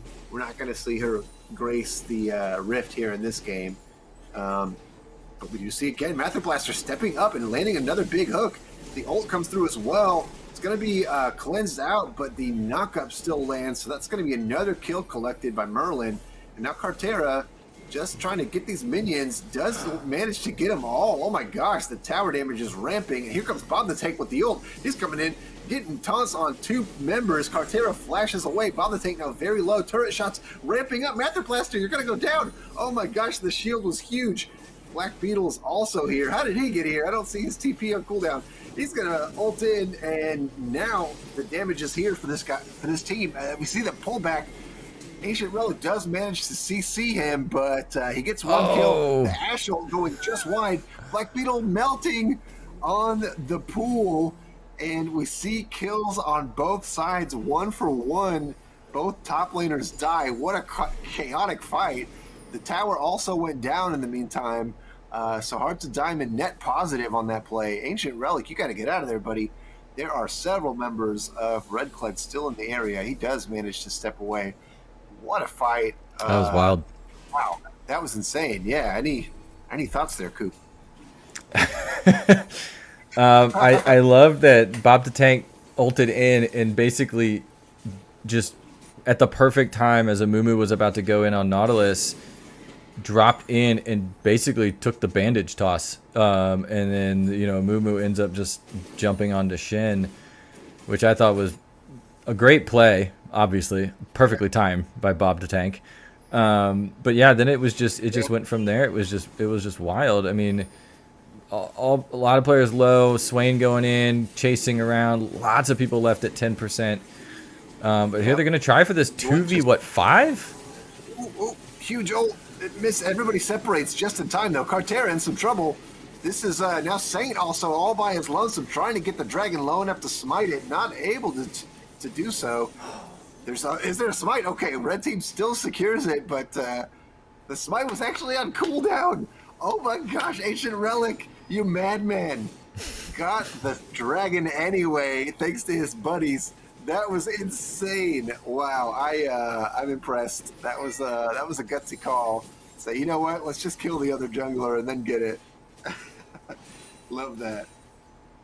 We see a ult go wide there from Dr. Strangeglove. Hey, you got to take those shots, because if that lands, that's some serious trouble. If you can get that bounty on Merlin, you're going to be swimming in gold. So not a huge cooldown either. It's already a quarter of the way off cooldown, and no big deal. Do you see the root coming through? Black Beetle, though, he does not know he's in a 3v1. Now the CC is coming through, 4v1 in fact, but he's still swaying, so he's still dangerous. They do take him down, and that is going to be another kill there for Hearts of Diamond. Now up by just over 2,000 gold, 2,500 gold. Jubbin looking to equalize a little bit, though, getting this turret damage ramping up. Diana does a lot of turret damage, as you see there. 300 gold. That's free real estate, just like that. Merlin, get out of there. He does manage to escape. That was close. Saint was swarming in, man. If that mid lane turret was any lower, they might have went for that dive. We do see on the top side, though, as everyone's distracted in the mid lane, get a nice push from Hearts of Diamond. They're going to get a blue side turret up here, and again, kind of continue to keep the Red Clad Redemption rise at bay. Look at Diana though. Yeah, still. Wow, those tier 2 turrets are worth a lot, actually. So that's already halfway. Commit. Oh, no. Okay. The spiders. Jubbin knows that there's people coming, but doesn't know where they are, so decides to call it off. Does the safe thing. The root from both sides comes through, but there's more members here for Red Clad, and they've got more on the way as well. You do see the ult from Bob the Tank. Ancient Relic's still living. Oh my gosh, almost got the ult off. The shutdown does come through though. And now this is still, once again, several members from both teams showing up. Bob the Tank behind enemy lines now in a 4v1. Black Beetle kind of cordoned him off there. And now Merlin coming up to save his buddy. May have been caught out. He does manage to get away with that strut. Speed buff there. He's getting out of there. Matthew Blaster also shadowing him. So still too strong in this mid lane. Let's see what Red Clad decides to do with this advantage, this 2-man advantage. In fact, no dragon up. What do they decide to do here? Looks like there's going to be a recall from a couple members, and they're just going to go ahead and spend some gold they got potentially here. Strangeglove actually sticking around. We'll see. This could be dicey. I'm going to play a little bit of earlier. I thought this was just kidding. They might be going in on flash some out stuff. Actually. Yeah, I know, right? Hey, like no more action. No, that's wrong. This is nonstop action, man. We do have again another big team fight in the mid lane. 4 players, 5 players strong now from Red Clad, and 5 from Hearts of Diamond as well. Everybody respawned, and they all came right back out to mid, started swinging again, and decided, hey, you know what, guys? We're not going to accomplish too much. Everybody's here. Let's call it off. You see, once again, it's kind of this back and forth between these two teams. Neither one wants to give up this mid lane tier 1. Nope. And both teams are, tier 1s on both side lanes down, but isn't that wild? The mid lane is completely, it hasn't been cracked. That feels very odd. Criminal, yeah. There's just been a lot of action on the periphery. I want to call back to that fight earlier in the mid lane. If we ever get a dull moment, I'll play the replay. But I thought it was kind of cool where the Saint is rolling in a Mumu, and if you're looking at the screen, you're thinking, why are you engaging on this? And then they know they've got some teammates down on the other side of the river, and they actually cheat and they pull them towards them, and they bit on that, and Hearts of Diamond followed suit, and that's what opened up that matchup to go towards Red Clad as we see them all posturing here for a little bit of a fight in the pit. Oh, he didn't mean to do that. Oh no, that's going to be an ult in. I'm sorry, a flash in. In fact, Black Beetles does get the kill. I don't think he meant to get blast coned in, but it's working out for him. We see Bob the Tank now showing up. This is a fight over Dragon Soul. Huge damage from Merlin, but he goes down. The shutdown comes through. Jubbin gets it, but does go down. That's the double kill for Jubbin. A jubble kill, I guess you could say. It's going to be Bob the Tank now going down, but Big Bad Hands swinging back, taking out Cartera. Another member from both teams go down. Wow, that's 3 for 4 what a fight. And it looks like after it's all said and done, Red Cloud's going to be able to stop this Dragon Soul stack. If they can secure this dragon, that's going to set Hearts of Diamond back another 5 minutes on this soul counter. Big Bad Hand, though, is going to try to get this mid lane turret cracked finally. Maybe not. He's kind of, you see, he's kind of hesitant. Doesn't want to fully commit because you never know who's around the corner. Yeah, they know that the dragon just got taken, so that's but okay, they go for it. They get it. I mean, that's the advantage. I mean, they need that, right? They look like they're up, but and they are up. They're doing fine-ish. They're only up by 4 eliminations, but we just saw that Red Cloud can turn around a fight. So I mean, at this point, I think they're gonna have to play a little bit more. Okay, we can't just run into these things. We had some early game wins where we could really just take control, but Red Cloud's coming online. Yeah, and I gotta say, I love the full commit. You saw it there, the married couple, Black Beetle and Cartera. Black Beetle gets blast coned in. Had to have been an accident because he's the only one that went in, right? Just assume someone clicked by accident. That happens, right? I've done it 100 times. And then Cartera says, "No, sir." Flashes in over the dragon pits. She can be a part of this team fight. I'm not going to leave my husband out there hanging to dry. And it worked out for him, in the early part of that fight. So you do see some of that factor coming in. Now Cartera, oh no, you're in trouble. Everybody hanging out in the brush. Saint's going to get that blue buff, but that's going to be a free kill there for Hearts of Diamond, and they are sniffing around this Baron pit. Well, they've got that vision right there at the end of that Hextech gate, and they saw all that going down. You know what's interesting too? If you look in the Baron pit, there is a blue ward. I'm not sure if it's going to matter if they can get a couple more picks here. Let's see. That's actually another kill picked up by Merlin, and so much damage coming through. Jug now going in for more, but not able to take him out. Triple kill, in fact, for Merlin. Getting huge, and the whole time, Tristana wasn't even there. She was pushing the mid lane. So they get a mid lane tier 2, and they're going to get everything else as well. So they're going to get this Baron as well here. And I was going to call out that blue ward in the Baron pit. That is, you see the control ward at the back? The blue ward isn't seen by that control ward. So right now, Hearts of Diamond doesn't know that they're actually on vision. It doesn't end up mattering, but it could have been a kind of a cool play there if Red Cloud could have found a way to sneak in and make use of that vision. But instead, there, all they saw was Baron getting taken. Gray screens, man, gray screens. We've all done it. But yeah, it's sometimes you get those CCs that layer up perfect. Sometimes you don't. I think right now, we need a couple of these things to just kind of flip Red Cloud's way. They're not behind where enough gold where it's like unwinnable. Obviously 6,000 gold is a lot, but with enough layering of these kind of CC abilities, they're going to be able to kind of come back in this, right? If they can get a pick on the side lane with an Ash Arrow, if they can find it's going to be the pick. I mean, that's what was when just a few minutes ago we were saying, okay, they're only up by 4 eliminations, but this comp is what's good. The comp is what's good with Red Cloud. It's the catch-outs that they just got caught out a couple times right there, and Hearts of Diamond just ran with it. So if they can, they can't get caught out, that's just going to open the door for what just happened. Because then then Hearts of Diamond just had free roam. They could do whatever they wanted. Yeah, we'll see another. Here we go. Minute and a half until we get another dragon. But oh my goodness, Big Bad Hand caught out. His hubris showing here. It's going to be, I believe he had a bounty. I didn't actually look before the kill came through. But yeah, definitely stepping forward a little too confidently. Big Bad Hand thinking he had a handle on this game, and Red Cloud taking him out right before Dragon spawns just about a minute from now. Big Bad Hand will be back in time for that fight, but definitely not what he was looking to do there. I see Black Beetle could be in some trouble. There's no turret here, so this is a 2v1, and there's the CC from Hearts of Diamond, really nicely layered there. Get another fight in the mid lane here. It's kind of just more kind of poking. Mather Blaster throws out the ult there, but it's on a pretty short cooldown, and everybody kind of walks it away. But nice play in the top lane. It's going to result in this Baron-empowered minion push showing up here. Oh my gosh, the flash away from Merlin, trying to get away from Saints. Oh, the additional Q comes through. Bob the Tank now flashing away, knowing there are more members. 2 flashes there. All it cost him was 2 Qs.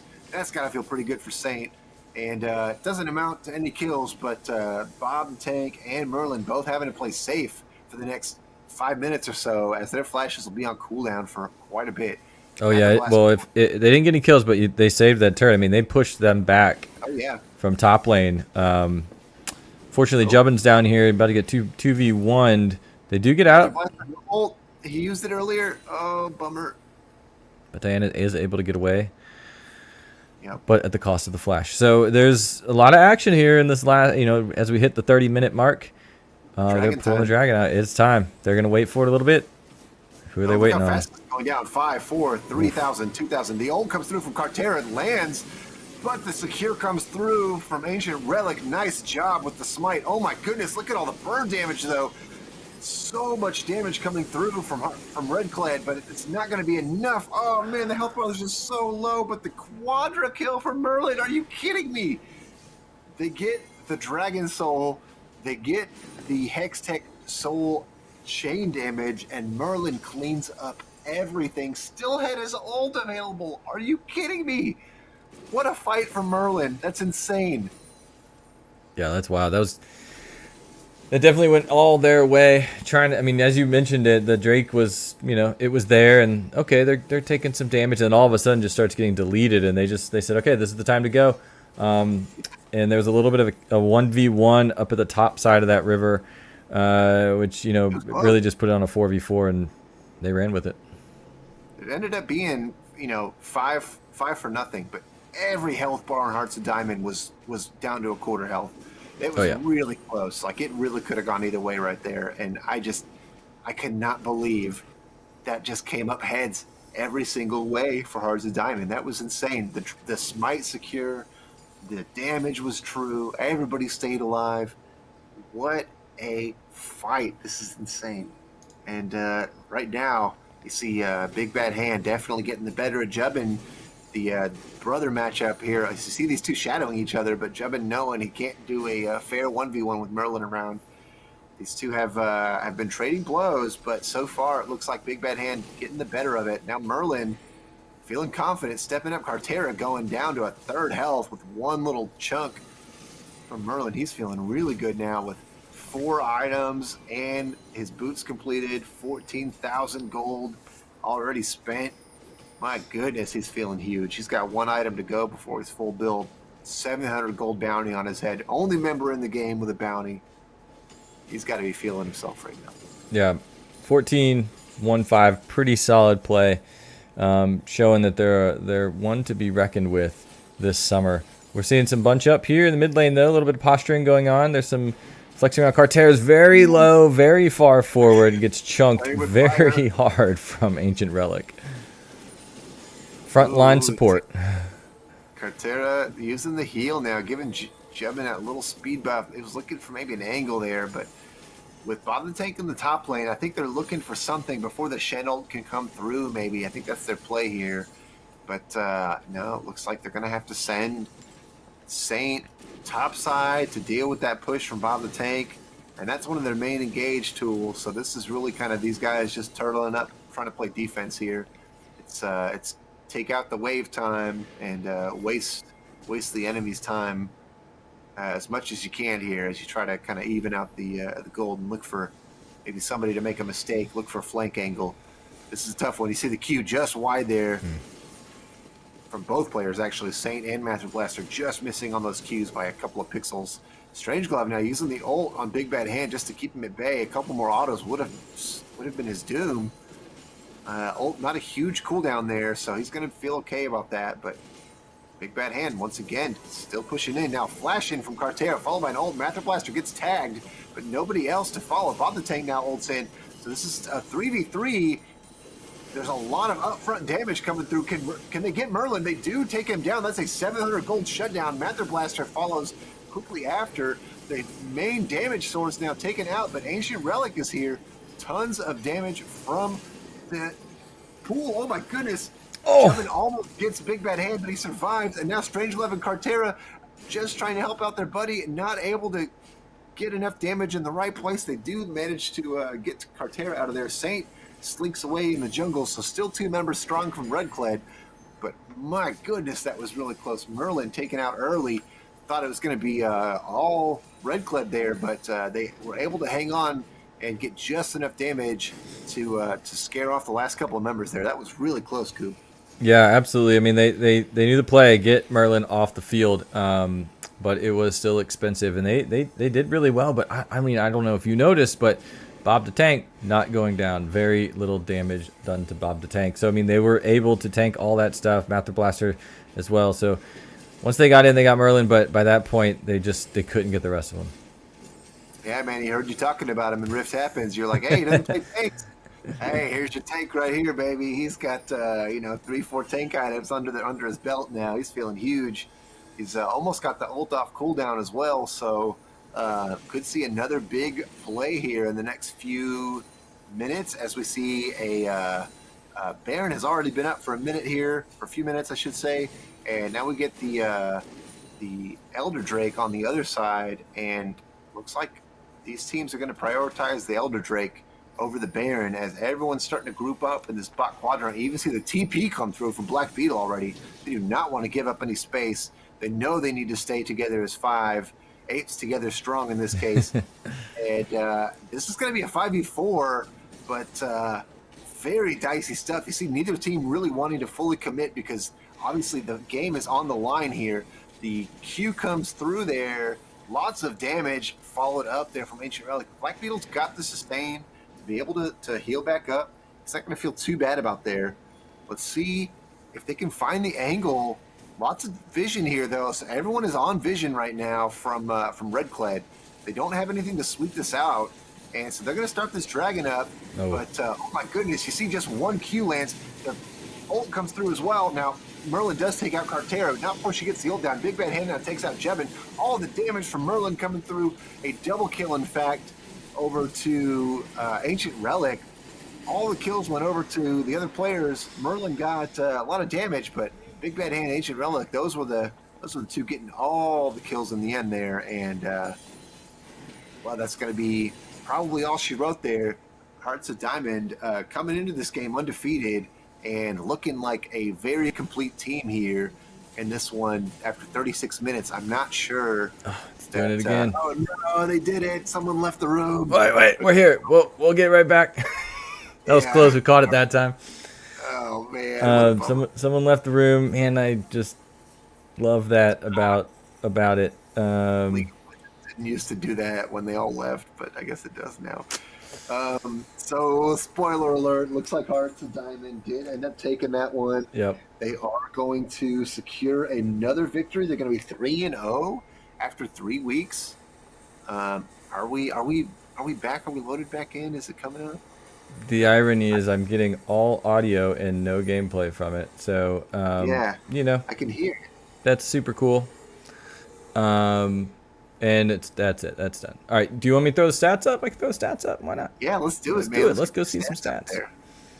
I love stats. Yeah, stats are where it's at. Damage. Merlin, 49,000. Really coming through huge. Big Bad Hand. Let's see the comparison. Diana for Jubbin. Looks like Big Bad Hand did get about 7,000 more damage over his bro, man. So, I'm sure a lot of smack talk between those two. Love to see it, right? I'm sure that'll continue for a while. It looked really dicey there, right? Jebin got that first blood. Who knows how it could have gone. But yeah, nice call outs in chat saying, love that Red Clad was continuing to look for plays over and over, even though they were behind. They continued to look for any plays they could. And really, really nice way to kind of like try to get back in that game. Just weren't able to find the perfect angle there. But what a great game from both teams. Yeah, absolutely. And it's very bizarre. I'm still hearing the gameplay. I hear things. It's wild. It's wild going on here. League of Legends, man. League of Legends. I can hear it. Yeah. It's freaking out. So, yeah. We are. A little pause here. Yeah, I've got some replays. We're gonna hop into our Legends tier in a minute. But I'm just gonna go ahead and throw up a little bit of a little replay loop of some of the hotness from last game. Bear with us in just a second as we do tee up. If you want to, this is insane. Like I can't even tell No, you. It. it's wild. I gotta. I don't. I'm leaving. It. Oh, there it is. It's back. I don't understand this code. This is weird. Ugh. Anyway, so so we've got something while I pull this up. Brian, you want to tell people what they're about to see next? Because Yeah, we got man, some. We're going from champs to legends. Yeah, right. Our Legends tier game tonight. Let me see here. It's gonna I be had it pulled face up. checkers and 1 buff, 2 buff. Oh man, how exciting! All right, Face Checkers. We got to see their first action last week. They were the team with the bye in week 1. We're gonna get to see them against 1 buff, 2 buff, who has been, they've been doing their thing so far this season. But last week they went against Kakenstein's Monster, and that's the team that's undefeated so far. So they had a pretty tough go of it last week. I'm sure they're going to be looking to get right back into it this week. Face Checkers coming off a 1-1 tie against Grubba Dub. So both of these teams, I'm sure, looking to get a 2-0 here, try to get right back in the mix in the standings. Should be a really good one, man. Yeah. Yeah, we'll get into that in just a second. Let's. We're gonna queue up that. I'm gonna get into the lobby. We're gonna get some water. But I do have some replays from the previous game that we just saw. So if you're just joining us, you joined us late. Here's some of the goods from last game, and we'll be right back.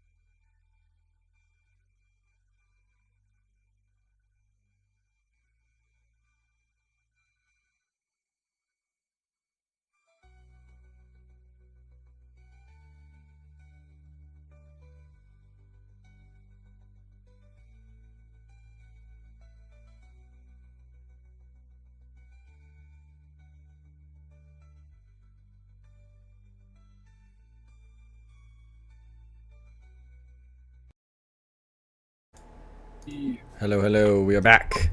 We're back. We made it back. We survived. More punishment. Yes. We are here. We're here for it. We got the next thing coming up. They are loaded up in draft. This is going to be their draft says Red vs. Blue, which is one of my favorite memories of childhood in Halo. But we got ourselves Face Checkers, which is my favorite logo because it has Teemo in it, and up against One Buff. So you were talking a little bit about this before we got started. I do have a little inside baseball. I believe Face Checkers is up 1 on the series. So we're sitting at 1. Yeah. Oh, okay. Coming into this, got it. Okay. Yeah. Because they've already they play in 2 games tonight. The Legends tier is going to play 2. Champs play 1. So they've already played their first one. Right. I know. Like all my knowledge of League of Legends and the format has gone out the window in the last 5 minutes. I apologize. Yeah, it's all good. If you're new like me, guys, no, I'm just kidding. Never done this before. First time ever watching League.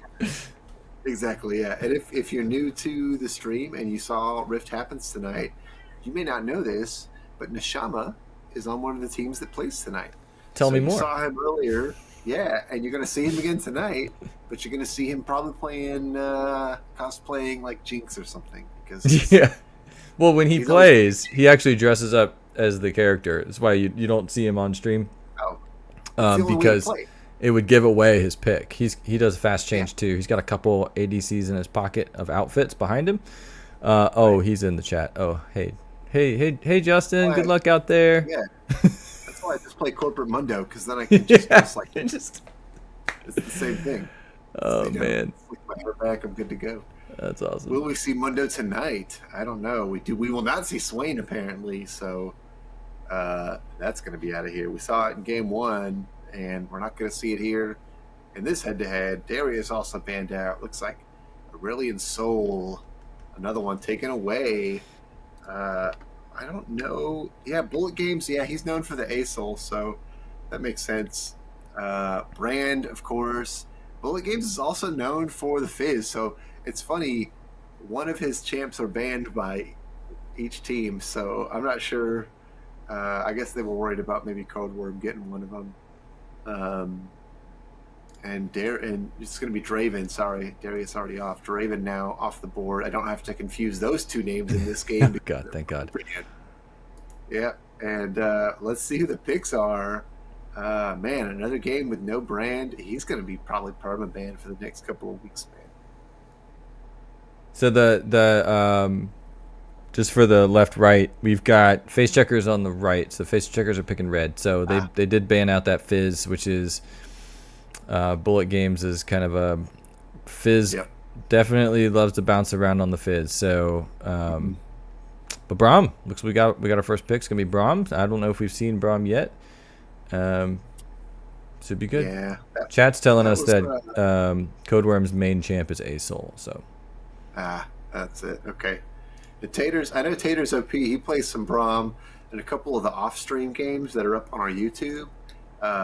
There's a couple that got uploaded today, and I think they were both 1 buff, 2 buff series, if I'm not mistaken. I can't remember now. I've been watching too much League of Legends this weekend, so the games all kind of mixing together. But yeah, I've seen Taters OP on this Braum, I believe, if I'm remembering correctly, and it was pretty nice.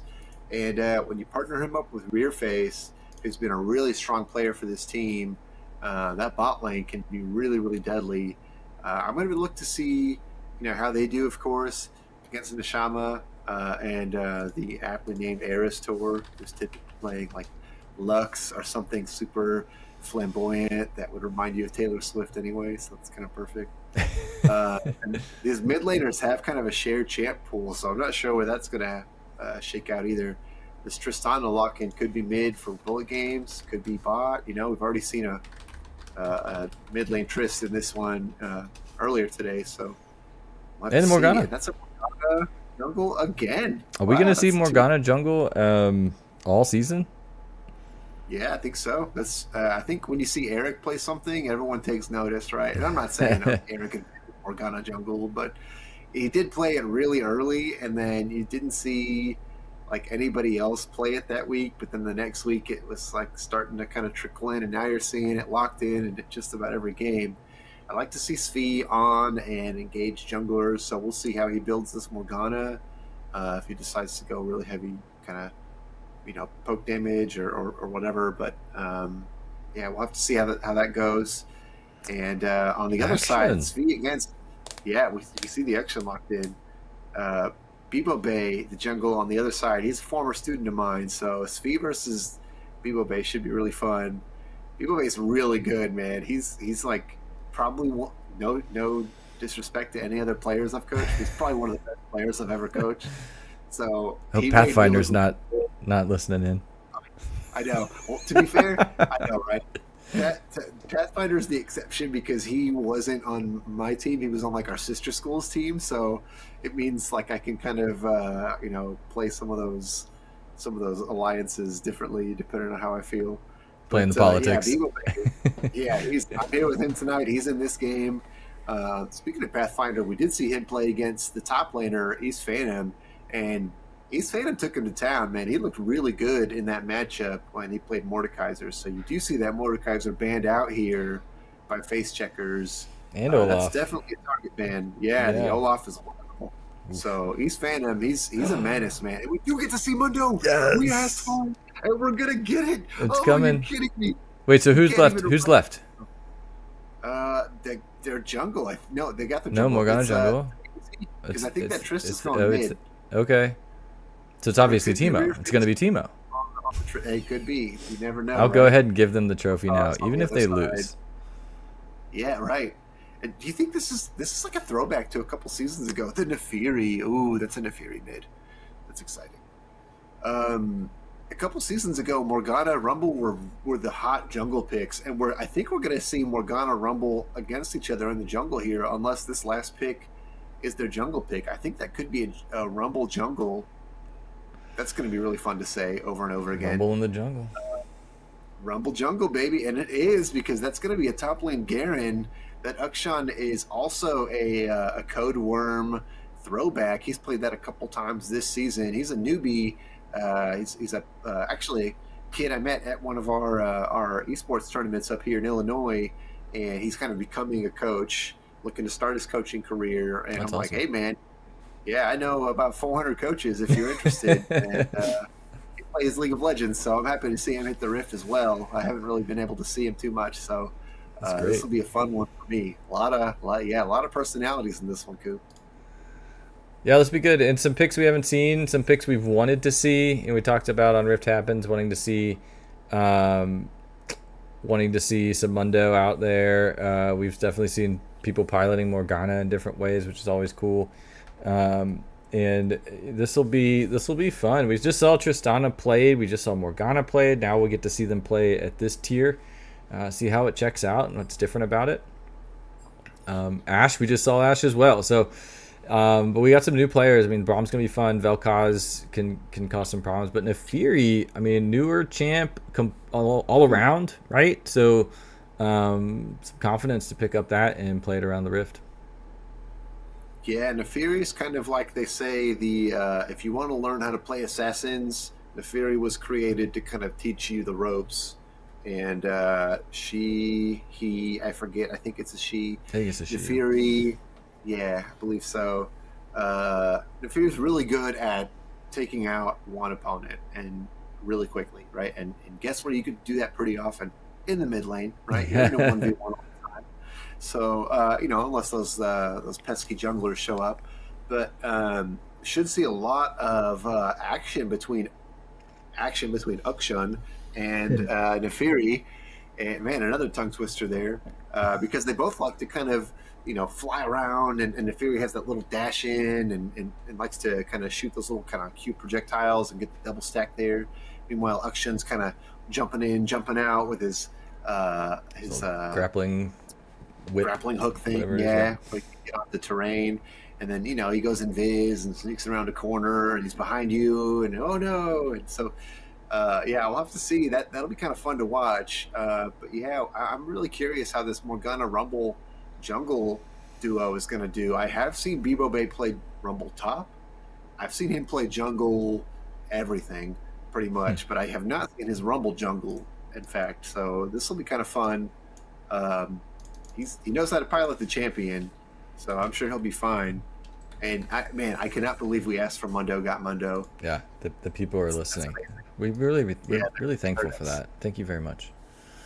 And on the other side, Aristor called my bluff because I said she's going to play, he or she, I have no idea, is going to play like an anime champion, Lux or something.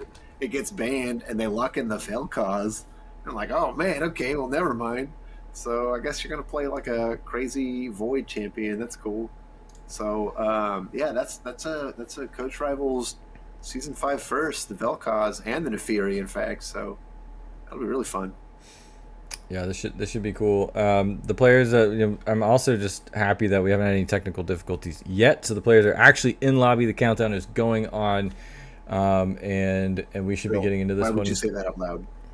I'm tempting fate. It's just how it works.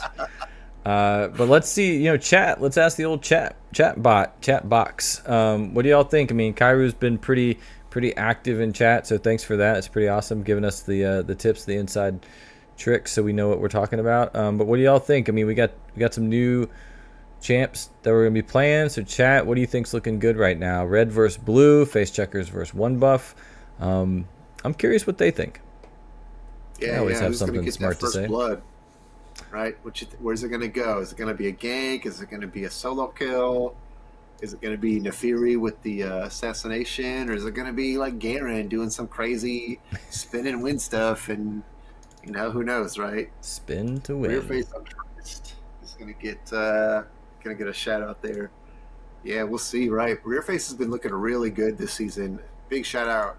I believe they're Coach Rivals newbie, and made a huge impression on me in the couple games I've seen. Really, really standout performances, specifically on the Ashe, which is on the other side this time. So rear face on Triss this time around. Love to see it. Love to see champion diversity. And once again, we see the meta shape out for each tier in its own little way.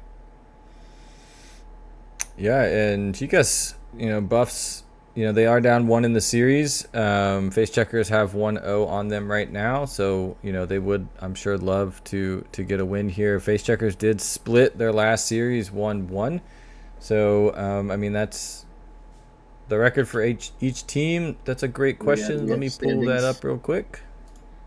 I think we updated those today on the Excel sheet, or I sound like a boomer, on the Google sheet. It's Google Sheets, sir. Yeah. Let me see if I've got that accurate for our graphic. That's a great question. I don't, but I can. But just FYI. Keeping us on our toes. Yeah, keeping us on our toes. Appreciate that. So yeah, right now between these two teams, face checkers are 1-1, and one buff is 1-3. Genkenstein's monster is sitting at 4-0 at the top. Grub Dub 3-3. That's right, 3-3. They've played 6 games.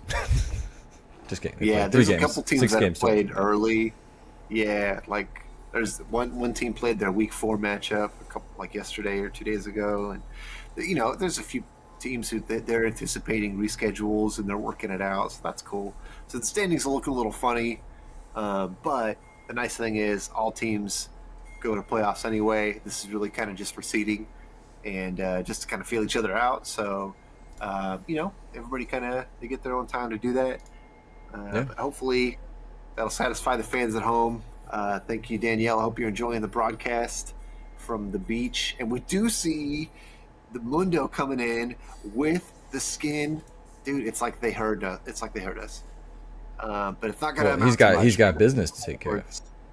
Yeah, that's a loss. That's an economy loss right there. That's 2 wards for 1.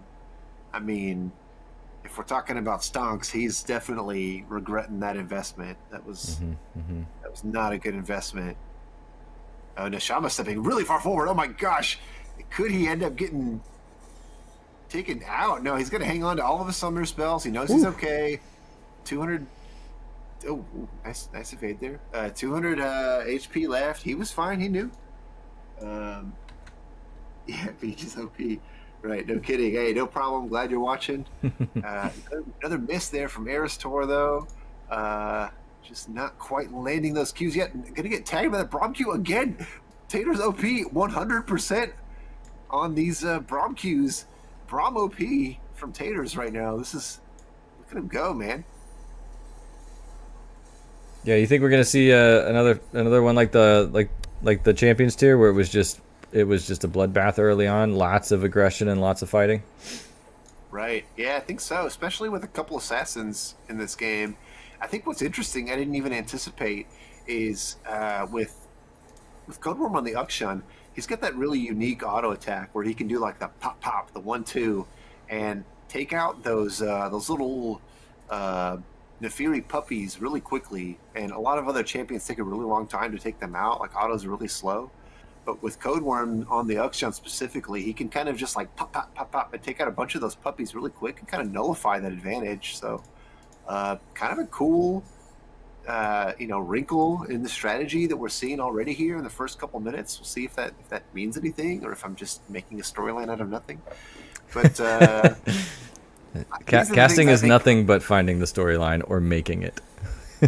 Yeah, we do say and now Bebo we Bay. do have full commitment, Bebo Bay here, but he's not able to get to his buddy in time. Both players flashing. The camera goes away because there's action on the other side as well. Code Worm does get a Q landed on him, and Bullet Games does secure the kill. Bebo Bay now looking for blood, though. He knows Bullet Games is in trouble. He's going to have a hard time getting out of this, but C9's Fee shows up, and They go in.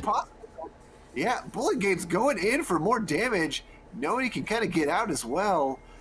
Really nice play there. Another Q lands, and they're just going to walk it out. Oh my goodness, I could not believe Bebo Bay didn't get Bullet Games there. And now Aristor showing up as well. Code Worm throwing out the Q, not landing though. Bullet Games leaping over the wall. Flash burned earlier, so really, really dicey stuff, but able to get out even when, man, he's doing like a cosplay thing, hanging out with the wolf camp up there in the enemy side, and then got all the way out back to his tower. That was crazy. Yeah. Bullet Games is not on red side, Yeah, but just spent did half the first part of the game circling around.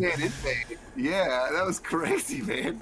And then luckily, C9SV just being in the right place at the right time. Yeah. That was just really nice teamwork from those two. I mean, at the end of the day, it doesn't show up on the scorecard, but that was awesome. And yeah, Bullet Games does get the first blood, though, to be fair. So Yeah, I mean, they got a kill out of it, and not much else other than time. You know, they wasted some time. They had to get the reinforcements in, but I mean, that's just good communication, good team management, right? Okay, yeah, I'm gonna come. Yes, come help me. Versus like, no, I'm a loss, right? Like, and they did, and they were able to use the blast cones and all sorts of stuff to their advantage. I mean, I can't believe Bullet Games went in with like 10% health and was like, nah, it's cool, my friend's here. Yeah, I got 40 health. I'm good. 40 health in Dream. Oh my goodness. A little more trading here. This is a jump forward there from rear face. Just in front of the turret. Not able to secure Aristor there. He's going to get out just in time. You see also a little shout out. Bullet Games doing the full commitment on the Nefiri and getting 3 blades. You know, if you're unaware, Nefiri is like made of like. I was about to say it's just more knives. Yeah, just more knives for the Nefiri, man. This is just full send on that. I think they want a knife for every one of their spawn pups. This is not a replay, guys. This is once again Code Worm and Bebo Bay taking out Bullet Games this time. It's going the other way around. So Bullet Games trying to take out Code Worm really quickly before he dies. Kind of knew he was dead there, but trying to take one with him on the way out. Not able to get quite enough damage there. So Code Worm survives. He's going to live to fight another day. Going to live to push this mid lane wave in, and then he's going to get the heck out of there because he's really low. So nice play. And with some shared gold there going over to Bebo Bay as well. They're going to feel real good about that as the grubs spawn.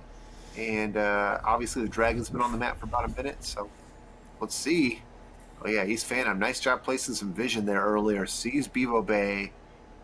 Bebo Bay, no ult just yet. Still level 5. And no flash. So really no way to kind of get in there and stick to East Phantom. So they're going to have to call that off. And now you see a couple players in the river here. Bebo Bay still hanging around. Aristor gets clipped. And now in some serious trouble. Bullet Games commits. Aristor still had the flash, though. Gets out of dodge just in time. That was really dicey. You see Tater's OP coming in on the Braum. He said, get behind me. And East Phantom says, I go where I please. And these guys are going to take out Bebo Bay in this 2v1. He kind of underestimated the damage there. They take him out, and that's going to be Jungler dead. So that's going to be some free grubs for Taters OP and C9's Fee taking this out here in this little duo. Nobody else will come up to match him here. And they're going to get all 3 of those, it looks like, unless there's a miracle play here from Face Checkers. Do you see level 6 now coming in for a few players? Code Worm has his, and he's looking for blood early. Looks like he's not even going to use it. He's going to hold the ult and just do the damage up front. Take out Bullet Games. That's 2 in a row now, both going over to Code Worm. So he gave up that first blood, and he took off the weights and said, you know what, man, no more of that. And he's swinging now in this one. He's Phantom now trading with Axiom first here, and Axiom gets most of those minions. So these guys are pretty even, just a 5 or 6 minion difference between the 2 of them. Oh my goodness. Aristor steps up thinking Rearface had finished the recall, and Rearface was there. Aristor's still alive. Can they get out? No, the flash in from Rearface secures the kill, but now is he too far forward? Neshama looking for more, not able to see with no vision. Gets goes for the flash, and he gets it. Gets the kill on Rearface. Oh my goodness, the commitment. Neshama getting so bloody. on the board. Yeah, that was intense, man. Nobody was going to back down from that fight. Aristor just a little mistimed that, or not really, kind of Rearface just called off the recall just in time is really what it was. So which nice is play crazy by because I'm pretty sure that they were off the map. That was Yeah, they were shopping. That was the last 100%. millisecond. Yeah, they were in the shop at that moment and said, wait, and then came back and decided, I'm going to kill this guy real quick, get some more gold before I go home. And Axiom first taking a couple of little cues on the way out, but he's going to get out of there. He's Garen. He's rocking the super cool Viking. He's rocking the CR skin there. That's Coach Rivals represent, baby. That looks super clean tonight. Yeah, Coach Rivals Vice there on that Garen. It's nice. Yeah, that's nice, man. Yeah, I wish we really did have like a Coach Rivals like skin variant. That'd be friggin' epic. Aristor and Taters OP, both level 5 supports here, so neither one of them really able to do much against each other just yet. They're kind of just poking and prodding, looking for some vision, and then just kind of walking away. So you see the level 6 almost going to take over for Aristor, I believe. Really, really close. This next mini wave should do it. Yeah, both are about to pop. This through. Is could it gonna land? It does. Oh my goodness! The huge ult from downtown from Neshama lands on Bullet Games. Going to take it very low. Taters OP flashing in, getting 6. Aristor getting taken down very low. Gets stunned right after casting the ult. Not able to get off the damage, and now Neshama's in trouble. Does cleanse away. No ults available left. No summoner spells from either of these bot laners here. So Neshama's going to be fine. But wow, as soon as they hit 6, you saw both of these bot laners decided, let's go. I'm done looking at your face. I want to punch you. And looked like, yeah, Taters OP came out on top there out of the two supports. Yeah. Taters and Rearface sticking around the bot lane. I mean, we're getting trade different lanes. You know, mid lane, Bullet Games went down again. We lost Aristor, but... Whoa. Did you see that? Dude. Tell me about Axiom it. was like, I can get him. I can kill him. And East Phantom's like, no, I'm going to ult right before you do. And he healed just enough to survive the Garen ult because it's not like an actual execute. And so they both ult and nothing happens. Wow. Oh. I just got the... here, though. He goes where he pleases. He might be going back to the shop. Yep. Oh, no. Hey, the fastest trip to the shop. Yeah. You could buy immediately, bro. It's amazing. You don't have to wait for the recall timer or anything. You're just there.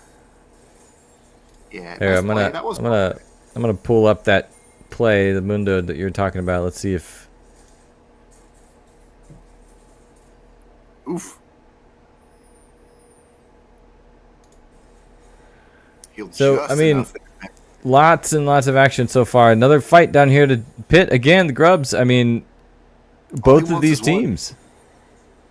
I mean, he'll take more if he can get him, but all he wants is the one there because really, like right now, they've got 4. Now they've got 5. Yeah, you get the passive with the little grublets if you get 4 of those now. So just by securing that one, C9 Speed did their job.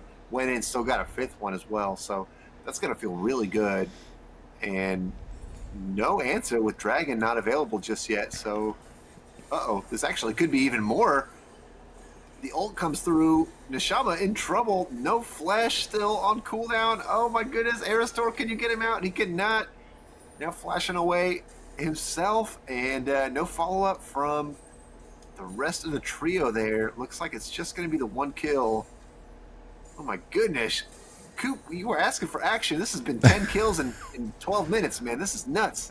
Yeah, and the first 2 minutes are nothing. So, I mean, this is literally a kill a minute right now. But really, it's been 2 kills every time. They've gone back and forth, back and forth. They're always trading something. And we just saw, Nishama and Aristor going very, very far forward. They're trying to play, up. And they got caught out. But they're trying different stuff. They're trying to make something out of this game quickly and take these advantages. But right now, we're just seeing trades back and forth. Yeah, this is nuts, man. And not just damage trades, like legit kill trades. I mean, I'm flashing forward. I'm doing, committing my ult, and then still, it's nuts, man. I mean, look at that. Look at them. They're stealing camps. They both all turrets are still here. They're deep in the jungle. They don't even have a ton of vision. I mean, they've got a little bit of red vision down there, but I mean, they're just causing havoc and chaos. I mean, if anything, they're just trying to throw them off, and it's starving Morgana of jungle, which I guess is kind of their play right now, is just starve Morgana. I mean, Rumble's got 20 something right CS on him, and that's going to end up being that could be the condition. I mean, look in the mid lane CS, there's deaths early on by Bullet Games coming into play. Lost some CS. Big fight here now, Drake. Oh, this could be it. We see several ults coming in, layered in really nicely. Aristor sticking around with a low health bar, but able to dish out the damage. 4 players strong after securing that dragon. Bibo Bay with Nerves of Steel gets the dragon secure, lands the ult. If you've ever played Rumble, man, that champion is complicated. Landing that ult while landing the smite and everything else going on right there. Really nice play there from the jungler face checkers. And then you saw Nishama come in with the ult from the side. You saw Aristor with the ult from the other side. It was like lasers and arrows and stuff just going everywhere, man. There was nothing that 1 buff, 2 buff could do in that situation except just get the heck out of there. So, man, what a nice play. Really, really well done from face checkers. We see kind of the gold lead, I wouldn't say explode, but it does balloon a little bit here. And still, nice call out from just a moment ago. No turrets taken in this game. We've got, there it is again, the ult for ult. We've got several members with first items, and still nobody has taken out a turret. Axiom First may have overstayed his welcome, though. Use Phantom does take him down after getting that ult out earlier, and no flash available from Axiom First. That was all she wrote for East Phantom. He casted the Ghost, and that was going to be all he needed to really stick to Garen and take him out. Now, Rear Face, the explosion damage gets him turret aggro. He's got to step out. Nishama had the ult there. Could have looked for something, but maybe not quite sure if the turret damage would have stuck. So better to hold on to it and maybe look for play elsewhere. Other parts of the map, though, Codeworm getting this mid turret. That is the first turret going down finally. Codeworm doing work in this mid lane. And even though they banned out his one trick, his Asol, looking pretty good so far on the Uxshun. Yeah, I mean, 16 minutes in, they finally get a turret, but then they also get the Rift Herald. They pick up another one here in the jungle. They are just cleaning up. So I suspect we're gonna see that Rift drop, and that's gonna really open things up for face checkers.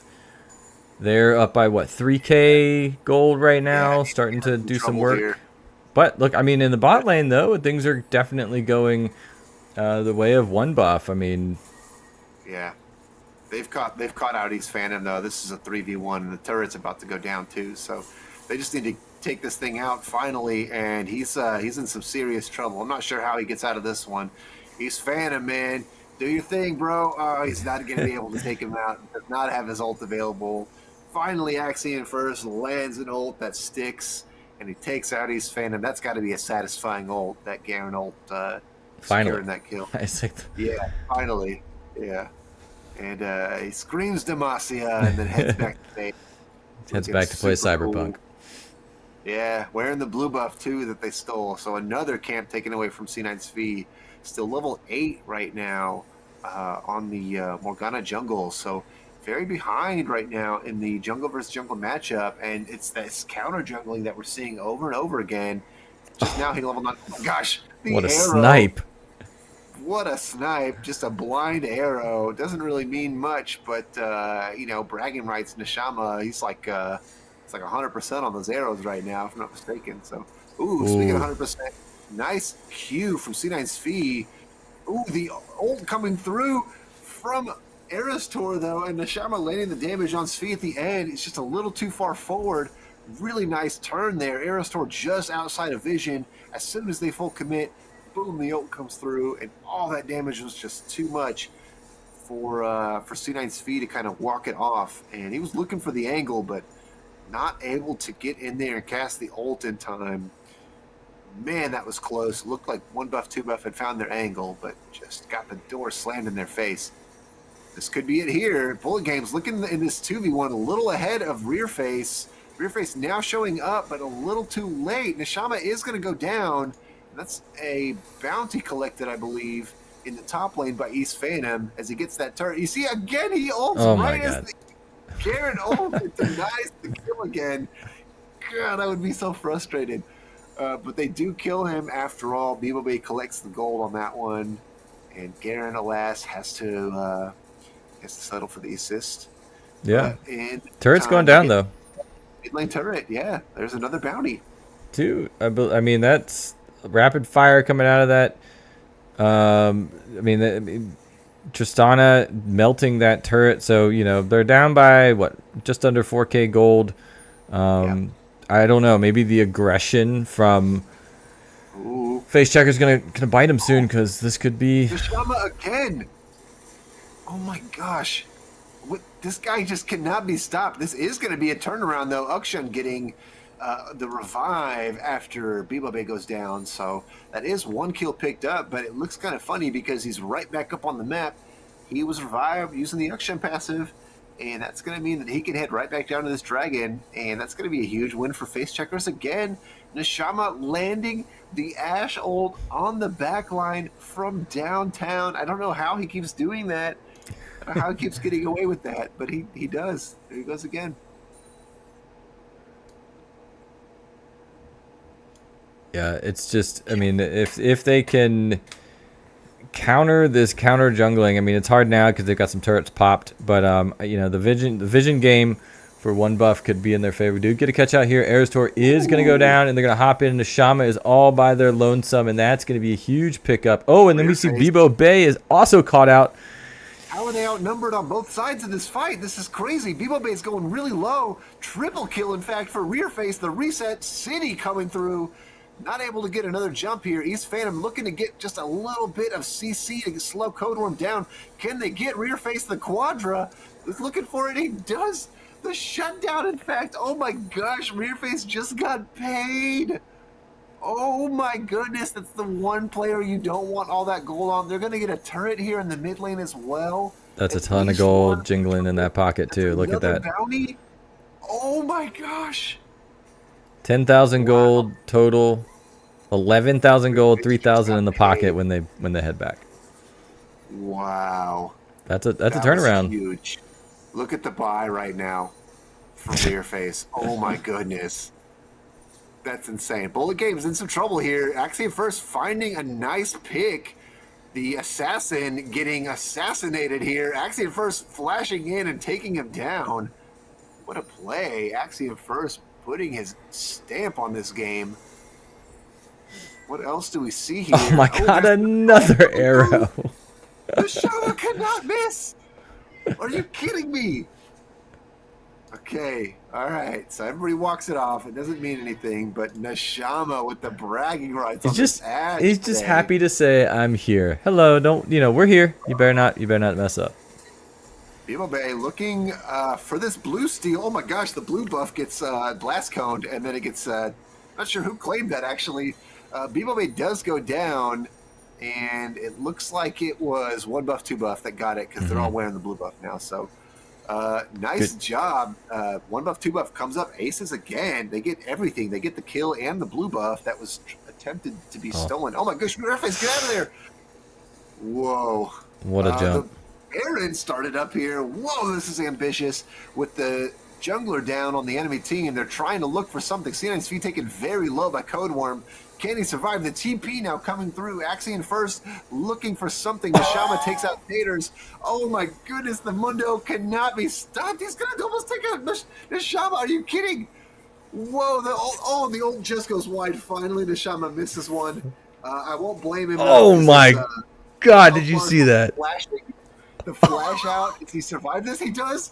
Oh my goodness. The bomb does not take him out. Bullet Games now looking for this. Wants to take out Neshama. Not going to be able to, though, as he's stopped by Axion first and Bebo Bay.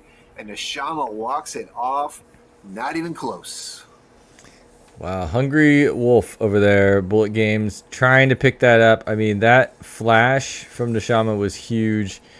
The Mundo going where they please, picking up a ton. I mean, that was a big play. And look, the gold, I mean, they're still now back to within 2K. So, I mean, there's nothing wrong, right? I mean, in Rift Happens, I think we were talking about Face Checker's game where they were down by a lot and then they swung it. I mean, they said at one point I think they were down by 10 plus kills and then they came back. Yep.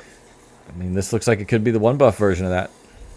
Look at these catch-outs. Okay. That's what Face Checkers has been doing. They've been standing out in the jungle too long, and now they're getting caught out. Taters OP, though, flashing in like a Chad to save C9's fee, and save him he does. Taters OP takes that full ult from Code Worm, but oh my goodness, the ult from Aristor. When you're low on health, your damage is still true. That was really close there, and everybody gets out, but oh my goodness, we got Rear Face using Flash. Taters OP used Flash earlier, and the damage is not done. Bullet Games looking for some assassinations, gets one, gets just enough damage for Rear Face to follow up with a couple of his own. Now Axion first looking to take him out, but here comes East Phantom. C9's Feast still in the mix as well. What a kit. Let's get it, but the blast cone's going to get him over the wall anyway. Axion first is out of there. You can't catch Garrett, and talk about a turnaround. Look at him go. He doesn't care. Yeah, I know, right? We're seeing it. He's going to actually just give up the blue buff. That's fine. Well, now he's kiting. He's kiting everybody into the jungle, and that's not good for a 50% SV. I mean, Tristan has been doing some serious work. I mean, they're so mobile, able to go wherever they want and get out of these situations. But, man. He's got him right where he wants him. Maybe. I don't know. Oh, no. Oh, my gosh. Taken out very quickly. East Phantom with the spell shield walks forward very confidently. Still has ult available. Blue team does take out the dragon, so 1 buff, 2 buff denies the dragon soul. Face Checkers and Axion first just trying to hightail it out of there now. They do have allies on the way, but nobody wants to take this fight just yet. Code Worm invisible here, looking for a pick. Does see C9's feet. Code Worm gets him.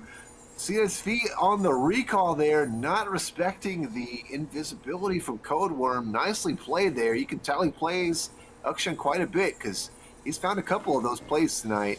And actually, first sticking around. Oh no, buddy, there's 3 players still here. But it's Garen. Can he get out? I think he's still going to be able to retreat. Look at that. I cannot believe it. He just walks away. But look what they get out of it. They're taking chunks off of Baron. Garen looked like a free meal, but instead, Baron's getting melted. No one's there to fight. Yeah, when you show 3 bot, there's no way that you can have any more topside than 1 or 2 players, and your jungler's dead. So that's going to be a free Baron for Face Checkers after getting that pick on C9's fee earlier. And Face Checkers now right back in the driver's seat. Still only about a 3,000 gold difference between these teams, and that Dragon Soul denial earlier was huge. Face Checkers with Dragon Soul and the gold lead would have just been, I think, a little too much to deal with, and the Baron, I should say. But the hope there is that 1 buff, 2 buff denied that Dragon Soul. They're going to continue to farm up for the next couple of minutes. 3.5 more minutes. You see there the dragon timer. So we'll have to see. Man, this is close. I don't know. With this Baron empowered push, can 1 buff, 2 buff hang on and just continue to farm up and try to close this gold lead? They're just trying to help these waves out a little bit, and they're going to move back possibly to collapse on this mid, or at least just keep them at bay. I mean, that's all they really can do is just try and ride this thing out. I love these people in the chat that are obviously trolling East Phantom. They're like, North Ghost and West Spirit. Like, it's so funny. Obviously, they're probably his friends, I would assume. It's just really funny how they're like kind of playing on his name. It's really hilarious. So shout out to chat for being engaged tonight. Uh-oh, C9's V using the spell immunity, but can he get out? The burn damage is serious. Tater's OP now gets shielded by Bullet Games, repays the favor from earlier, and that's going to be both players walking away with blinking health bars. 2 ults committed there from Bebo Bay and Codeworm. Oh, and the Aristor's ult as well, I should say. So 3. Nothing to claim for it, but they could end up getting this mid lane turret potentially. Let's see. Watching all those dogs die made me sad, says Mr. HT. Hilarious. Yeah, spay and neuter your pets, guys. It's important. And this mid lane turret is still standing strong. 4 players now, 5 players here from 1 buff, 2 buff, but this Baron empowered minion push means there's no way they can defend this for another wave, and there it goes. Now we have the inhibitor exposed. What's going to happen? C9's feed does land the ult on 1, but not able to secure. Oh, look at that. The Aristor is going to go down from the Tristana damage here. There's no way they survive. Triss gets the reset on the jump if they want to go forward. Still holding it. Now looking for it. Codeworm now Neshama by themselves. Oh my gosh, East Phantom gets the kill. Not able to cast the ult. But look at the base. Garen's in your base, guys. Garen's in your base. Oh, he's doing the split push thing. The classic CR backdoor. And rear face now looking to get Bebo Bay. Does get the kill, but gets taken out. Once again, Bebo Bay revived. The turret didn't die. The Nexus turret stands. Somehow, Garen doesn't get the last couple autos to secure that turret, and those turrets heal, Coop. So they're gonna need whatever they can get, because that was quite the push. I mean, it's they're down by a lot of gold, only 3 limbs, but they are now face checkers are just they're back to their aggression, but they know what they're wanting to do. They're just shoving, and they're letting the empowered or the minions do the work for them right now, and it's looking pretty good. Oh, I mean, look at this. Drake is up in 30 seconds, so. Here we go. This is going to be all the marbles here, I think. I think both teams are going to send 4 or 5 players. You got to worry about Axiom first. You see, he is still in that top side, has not retreated one bit. He has not given up a single pixel. Looks like it's going to be rear face going to answer him. But in the meantime, C9's Fee gets a couple ults to the face and goes down. There's no way they can take this dragon now. Face Checkers is surely going to secure this with the jungler up on their team and no jungler on the enemy team. That's got to be a guaranteed dragon. You see the recalls coming through now. They're going to give this up. That does mean Dragon Soul for Face Checkers. Huge victory there by picking out C9's Fee.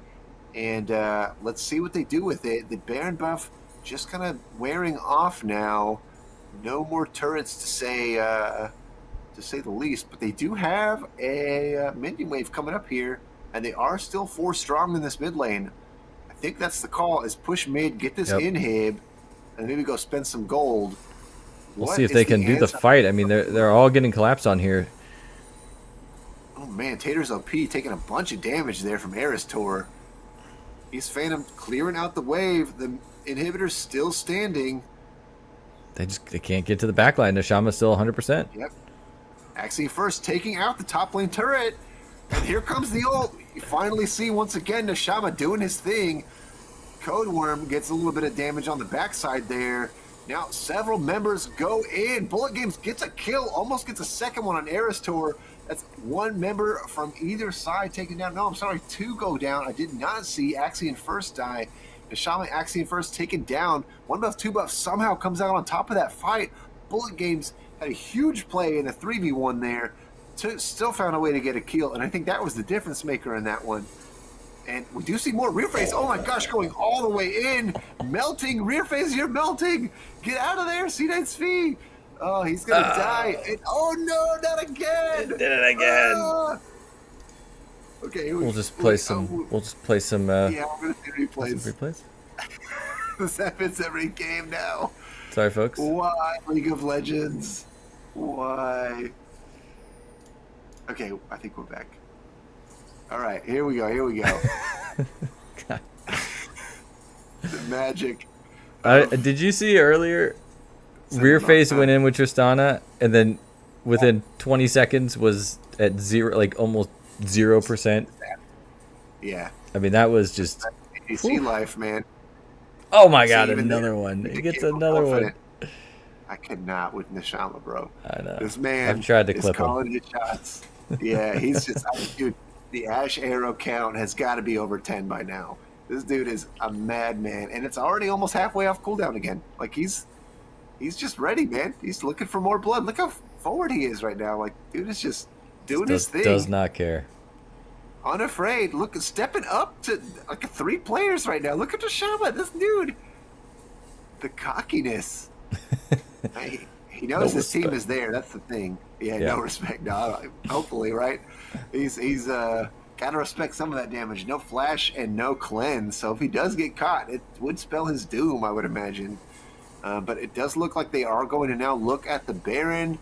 2 players strong on that, and with Nefiri back in base having to deal with the minions, the supers, it's going to be an unfair fight every time, and that's going to be Face Checkers taking that Baron. And now it looks like they are looking for more. There's vision here, so they're all seeing. These guys know this is happening, and what are they going to be able to do to stop it with only their one Nexus turret left? Only other structures are inhibitors, and of course the Nexus itself. What can they do? Oh my goodness, are you kidding me? The ult from downtown onto Rear Face's face. Code Worm also gets an ult, takes out Rear Face after that amazing ult from Nishama. We get another kill here secured. Tater's OP goes down. And once again, it's going to be a huge cleanup. We do see a very low health bar there from Aristor, but it's not going to be much. Bullet Games tried his best to get a few assassinations here and there. Ultimately, though, Face Checkers were the stronger team today in Game 1 and Game 2. What a series, Coop. Yeah, that was kidding? pretty fun. That was I mean, I'm gonna pull stats up real quick just because it's always fun to see what goes on. That was back and forth to a degree. I mean, there was a lot of times where 1 buff, 2 buff, red buff, blue buff, give them their full name, There you go. was putting in some work, but it was Face Checkers had no fear of the jungle. In fact, they did that early by just depleting it. They were in there counter jungling constantly, and it really put them in. So, yeah, that was People in great. chat saying aimbot on Nishama's arrows. Aimbot, you're being accused, Nishama, defend yourself. No, that was great, man. Yeah, he called his own aimbot shot. He called himself out. Oh, he's calling himself out. I mean, that's wow. if he calls himself out, then that's fine. We don't have to do anything Humble about brag. it. The rules. Yeah, that's funny. Yeah, you don't have to defend yourself. Nice. I'm seeing a lot of the GGs in chat. Love to see it. Love to see the community. We're all friends here at the end of the day, right? A lot of us have been on teams together in the past, and now you're against former teammates and stuff like that. So it's all love, you know. Nobody's salty too much. No, and that was good. That was a good game. That like we were talking about the whole time. I mean, it definitely wasn't completely one-sided. There were a few moments where 1 buff came back in it. They got some good catches in the jungle, and they were within 3, they were within 4. The gold was down back to 2, but I mean, there were just Rear face too, bro. Oh my god, that So Tristana was close. just popping. So Oh man, that was close. solid stuff. Well, that's gonna do it for us, Ronnie. I mean, I don't want to cut you off, but I know it's you've been talking quite a bit. I've been letting you carry this stream, and I would like to say thank you very much for that. You know, I used to do my team casts back in Houston solo most of the time because none of the kids wanted to be on camera with me, right? So funny. So yeah, I got used to doing it, and it's all good, man. You were popping in when I needed a little drink of water, or you had a few standout moments there, right? Calling out some of the stuff. I love hearing your reaction on the ash arrows, like Man, the immediate. I love that. I was breaking some caster etiquette by oh. I love that. Those are my favorite moments because it's so genuine. Like you can't even hold back. You're like, ooh, get him. Yeah, I love that. Man, yeah, there was some solid play. I mean, the ash arrows were sick. It's always fun to see those downtown shots, those ones that really, you know, you gotta, when they hit, it feels great. But you do them from across map, half map, and it's just, it feels great. I mean, even if it has no impact, it's just like, it's mental at that point. It's just a mental game. It's like a Teemo shroom, you know, when you step on one on the other side of the map and you're like, what the F? And then like, you know, Aerie goes flying across the map and you're like, oh, I hate this. Like, and then you hit tab and you see the enemy team has 5 sweepers and you're like, yeah, right. Got him now. Did my job. I want him. Yeah. That's so funny. Yeah, man. Well, it's been a pleasure casting with you tonight for sure, Coop. Everybody at home, I appreciate all the interaction. I've had a really great time just kind of hanging out. We got people all over the U.S. watching. So, whatever time zone you happen to be in, I appreciate you making the time to hang out with us. We'll be coming back at you guys next Thursday with another doubleheader. So make sure you guys hit that follow button or whatever it is on Twitch. Who knows? Subscribe. And then make sure, maybe the sub. The sub. Sub is nice. Yeah, right. Let's do that too. And then make sure you check out the YouTube. We're throwing up the uncasted games over there. So check out, I believe it's YouTube / at Coach Rivals, all one word there. So yeah, check that and that's a shout out to you because you are the one who's collecting these raffle files and making sure that everybody can see the games we can't put on stream. So yeah, if you want to see how some of these players are doing and some of these other games are, check out the YouTube and then check everything out. And of course, check out the jersey. If you're inclined, go pick up a jersey. Go check out Esports Gear. And yeah, we'll see you next week with another episode of Pre-Show Rift Happens. And then doubleheader like Ronnie said. And with that, good night. We'll end with some replays from the evening. See y'all later. Just kiss. See ya.